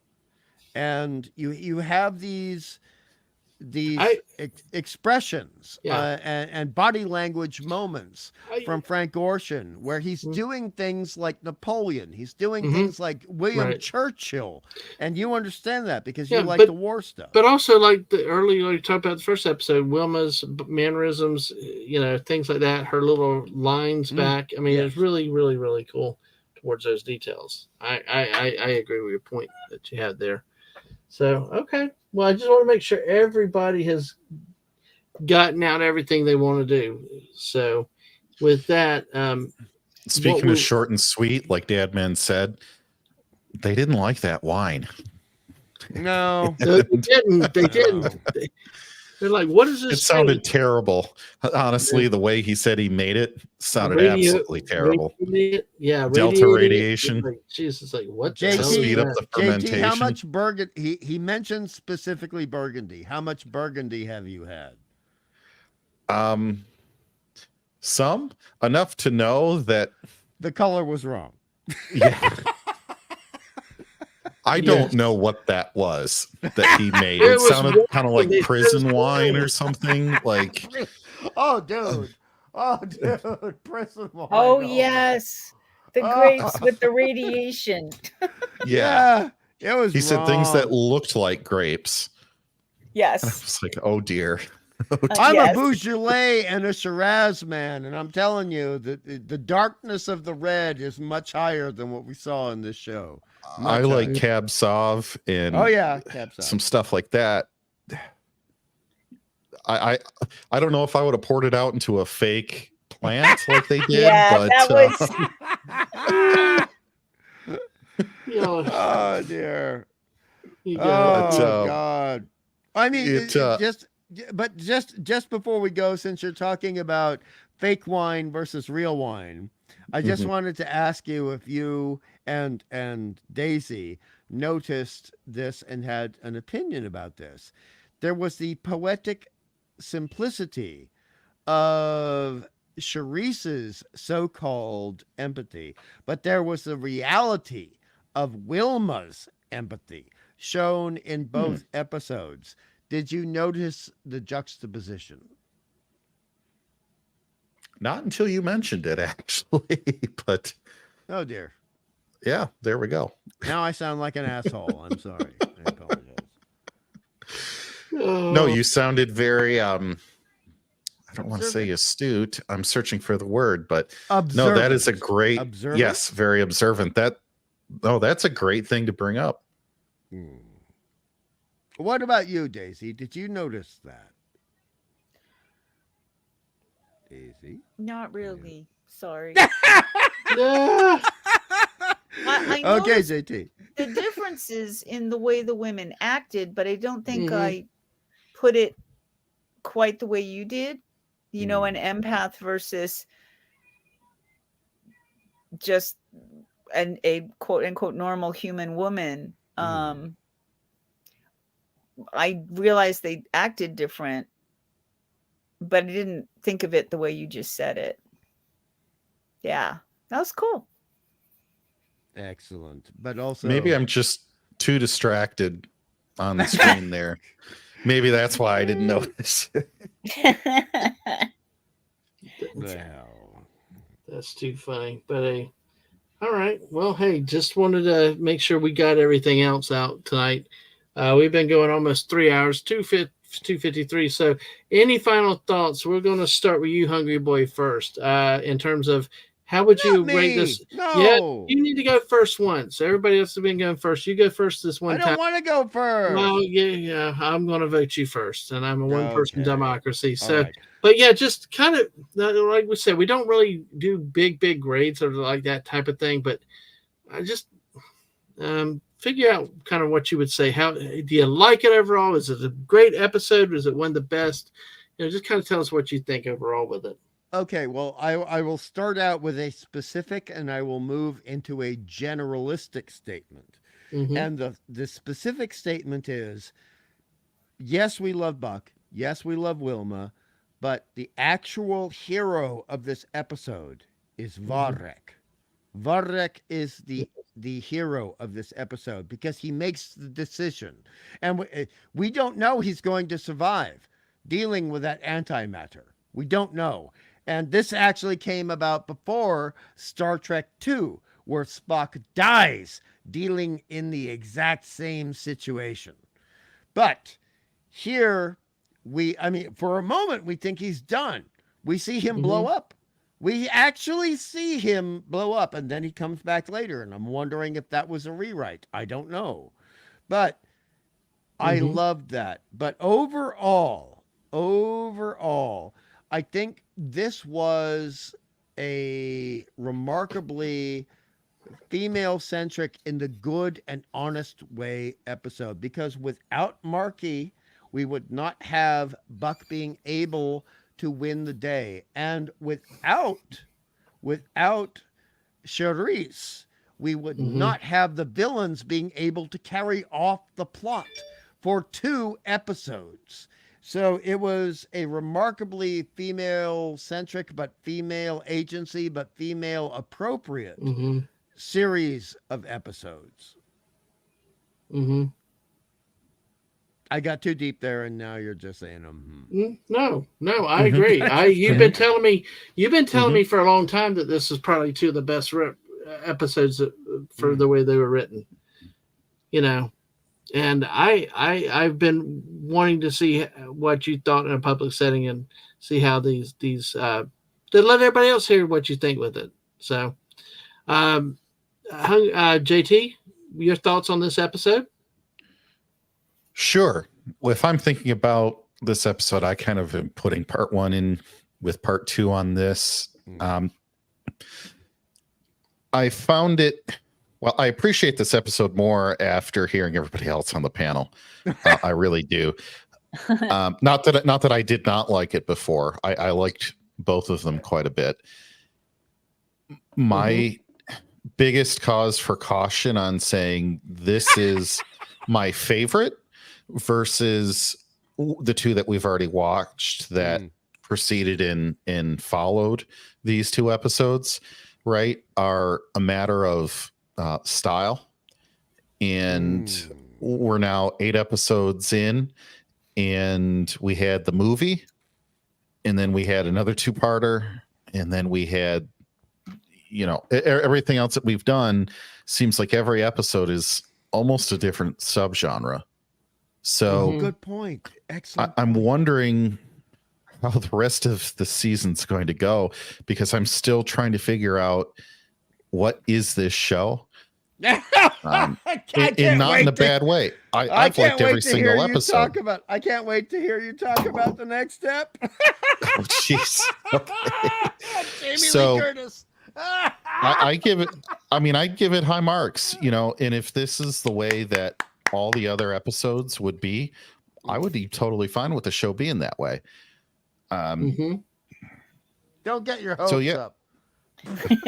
Don't ruin it for him. He's still got more to go. It's actually a good point that this is what you're happy about. This is what you like. Then, but this is a great way to honestly go through this series and watch it and get the other perspectives, because I really did come away with a greater appreciation for the episodes rather than just what I got out of it watching it for the first time. There's, whenever I talk about other things that I've seen 20 times, I'm a huge Star Trek guy, so I'll just say, use that as an example. When I talk about a Star Trek episode with somebody like a coworker or whatnot, I've seen it so many times. There are no mysteries right in the episode, right? Like I know anything that anyone else is probably going to say just because I've seen it too much. Right. With this, exactly. I haven't made up my mind. So everyone is really like a new adventure. Yeah, But it's definitely wait a interesting second. coming from your standpoint. Go ahead, Hungry. Before JT closes off, how many Doctor Who episodes have you seen? Oh gosh, more than 50, right? Hundreds. Yeah. Yeah. You say I've seen most of them once, so I don't remember a lot of them, but enough. Correct. That's it. The only reason I'm asking is because it feeds into what you said about Star Trek, and some people will think, well, that's a Star Trek point of view, but it's not. It's actually a science fiction point of view, and I just want to back you up because Doctor Who and Star Trek are two. Daisy knows what I'm talking about. They're two entirely different shows in terms of point of view. So I just want to say that. And Daisy, go. Daisy. Yeah, it's Daisy. Your turn. Your it's turn. my turn. Okay. Yeah, your turn. Then I'll finish this up. I'm just looking at Hungry the way he said go. Yeah. Go. I enjoyed them. I obviously my favorite was Varric. But I enjoyed these two. I thought they were well done. I mean, obviously I nitpick stuff, but I enjoyed these. Okay. Yep. All right. Well, Corey Cochran says not bad. That was not bad. There's got to be more, Daisy. Come on. No, well, Daisy, come on. There's got to be more. Well, it's okay if she wants to stop with that. It's okay. I know, but Daisy, if you got more, do you have more, or do you just kind of? It's okay if you want to stop there. No, we were doing short and sweet. I'm done. Short and sweet. She's done. Exactly. I liked the episodes. I thought they were good, but then again, I'm a homer for this series already. Not only just Wilma Deering, but also I've got lots of bang bang pew pew, like I've said all along. I like the explosions, banging up, all that kind of stuff. Hey, and DJ Play Nice, good to see you tonight. Hey, thanks for coming through. Yes, exactly. You take care of your crew and rock. Yeah, we are rocking. DJ, thanks for coming by quite a bit. And Ice Raven, Corey on the Twitch side, not bad, but do you like it? Oh, that's cool. See, what I like with this episode is we saw the blackmail with the engineer. We, all that forcing him to cooperate. Some of the same plot lines you'll see on these movies, but they made it believable. They pulled it off. Like I said, had the bang bang pew pew, all that stuff that I really like seeing. So it met a lot on my criteria of what I like to see in my shows and my series and stuff like that. So I thought this was Hungry. When you said this is probably a couple of the best episodes around of what they've done, I see what you meant after making it through them. So I do agree with you. Because you talk about bang bang pew pew, do you understand now? Because as I've said, and JT understands what I mean, and Daisy understands what I mean. This is very James Bondian. So do you understand why we need to watch some James Bond? Yeah, I do. I'm starting to see it now more. I'm beginning to make the connection. I mean, like we talked earlier, like before it even we talked about the World War II connections. Yeah. We talk about that stuff. That we, and you see it more and more. I didn't realize there was all the Bond connections, but you know what? It makes sense. You got smoldering, handsome guy, ladies' man that, we talked about parallels with Money Penny and Deering and then all the side women that come. You just see so many parallels that are there. Now we're seeing more that you guys are bringing out that I never realized. But part of it, I didn't see those movies and stuff. But it adds an added element to the show of maturation that makes it beyond just a clueless TV bang bang pew pew movie. I think so. It gives it some class, gives it some structure. So, but overall, I like it. I think these were good episodes too. I've not seen a bad episode yet. So, But you preferred the Return of the 69th more than this, didn't you? Because here, I probably did. I probably, honestly, I did. Yeah. But I also like Peter Graves. I also was a sucker for some of the people that were in it, and the plot line of kicking out the older. I probably did, but I would not say it was. I would not say it's by much, though. It wasn't like throw this one out or I had to settle for this. This one I actually watched. First time I watched it, I wasn't as impressed, but as I watched it a few more times, I started liking it better. Looking at it from different angles and stuff. Understood. So, yes. Kind of like Fifth Element, but hey. Yeah. Bastard. So, all right. Well, it's 12:05 East Coast. We're 3 hours. We need to go ahead and close, guys. That's any last thoughts? Yes. It's Yes, exactly. Time to watch this episode again. Yeah, since it's been a long, long time. Any last thoughts before I start to play to do the promos on the way out? Nope. Okay.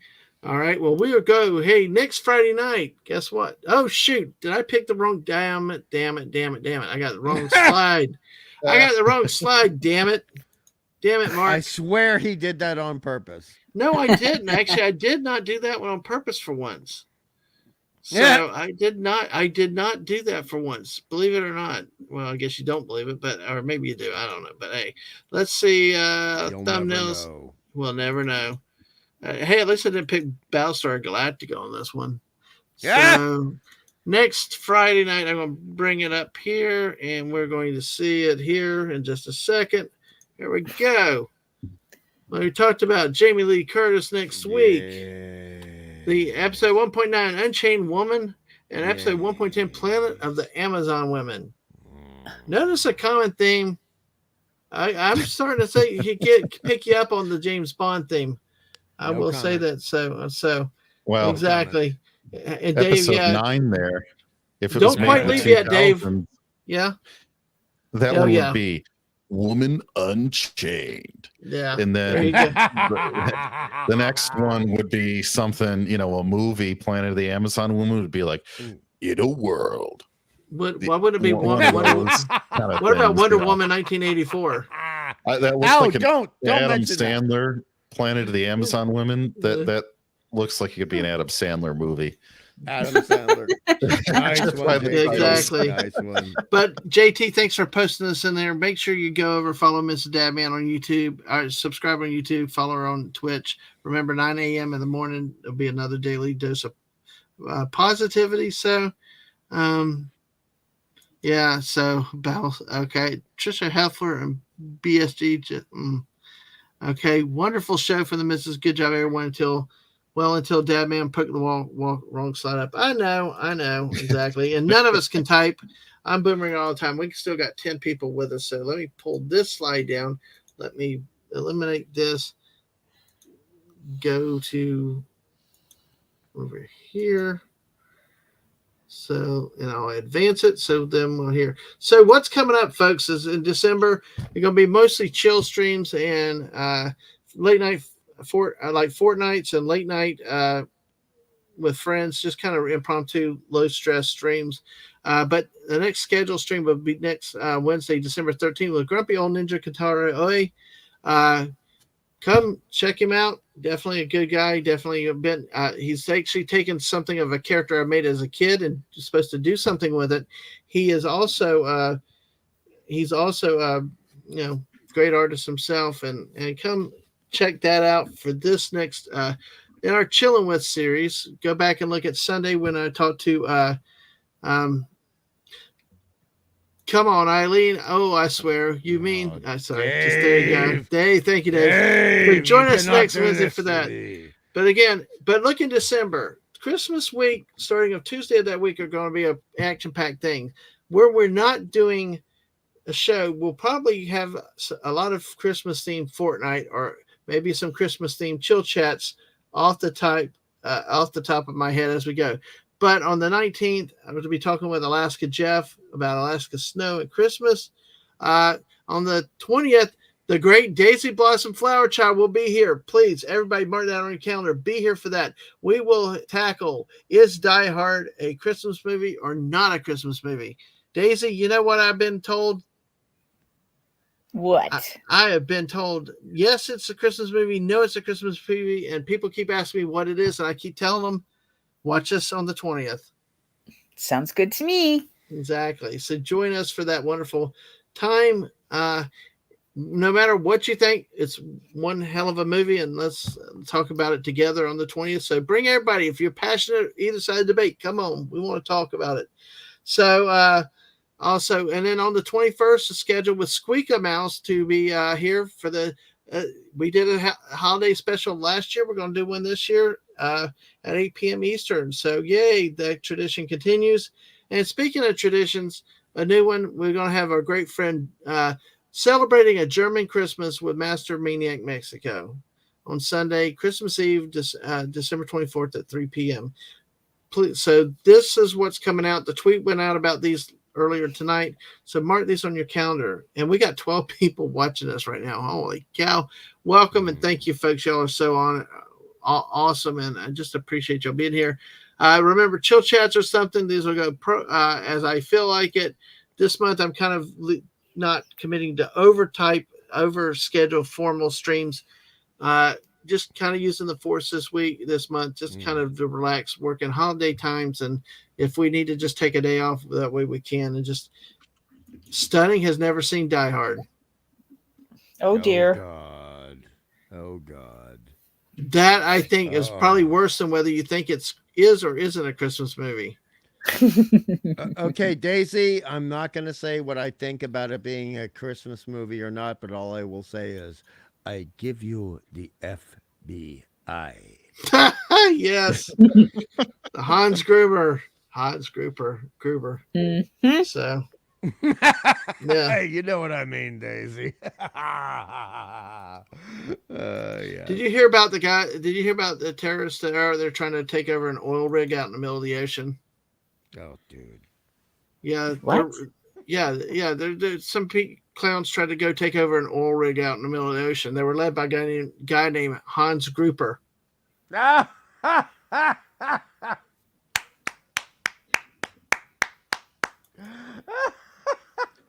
I nearly had my head eaten by a grouper. Yeah, did somebody? What do you call a seamstress that likes to sing while she works?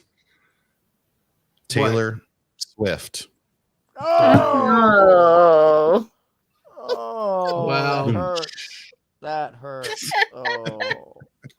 Well, you guys are awesome. Y'all rock. We got to get ready to go. I got to get ready to go visit my friend Mark D with a C for Late Night Fortnight in a minute. But Late Night with Dadman and Friends, that's another one of our laid back squirrel chasing low stress episodes. So, and then of course, catch me on youtube.com, twitch.tv, all the videos. Go back, watch Pearl Harbor on Sunday. Go back, watch our 6-hour stream on the celebration streams. I owe the Twitch side a 100 celebration stream. Maybe a gaming. Odds are most likely with Twitch, it'll be a gaming stream, whether it's a Fortnite with some friends or maybe a kind of like a talk where I play Ticket to Ride or something. We're going to focus out on that side of the house one time to say thank you to the people over there. Also, like JT put out, follow me on Twitter or X at DadmanWalking55. Please, appreciate that, all the support. Someone called Batman the Joker's gang is on the loose, and Daisy, yes. Thank you, everyone, for joining us. We still got 12 people with us right now, but we need to go. We've been 3 hours, 15 minutes. Thank you, everybody. Thank you, panel. Thank you, everybody in the chat, and we appreciate it. We can't be here without you. Let me see real quick where we ended up with some things. We got, let's see, 17 likes on the YouTube side. Thank you, folks. Make sure you've subscribed on the way out. Also, please make sure that you make sure that you are still subscribed. Make sure your notifications work, because things that happen and we hear about reports all the time. So you're welcome, Lisa. Thank you for being here. Thank you for hanging out with us. Appreciate it. And you guys take care. See y'all at 9:00 in the morning with the missus. If definitely hope to see you then. Let's give her like 15, 20 viewers tomorrow. Should be a great time in the morning. And also, we're going over to play some Fortnite in a little bit. Hopefully I can last longer than I have been lately. But with Mark D with a C, JT, can you real quick, I think sure. Mark put the link out there. Throw that out there.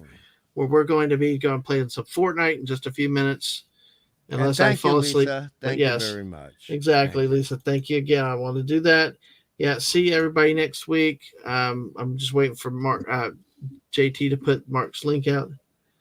Oh man, I bet you we could do a show just on that and get people's reaction to that. So, but here's the link. Go over there now. If you haven't followed Mark on Twitch, follow him on Twitch. Subscribe to him on YouTube. Come hang out with us, play some Fortnite. Without all, see y'all later and have a good night. Bye, all. Bye.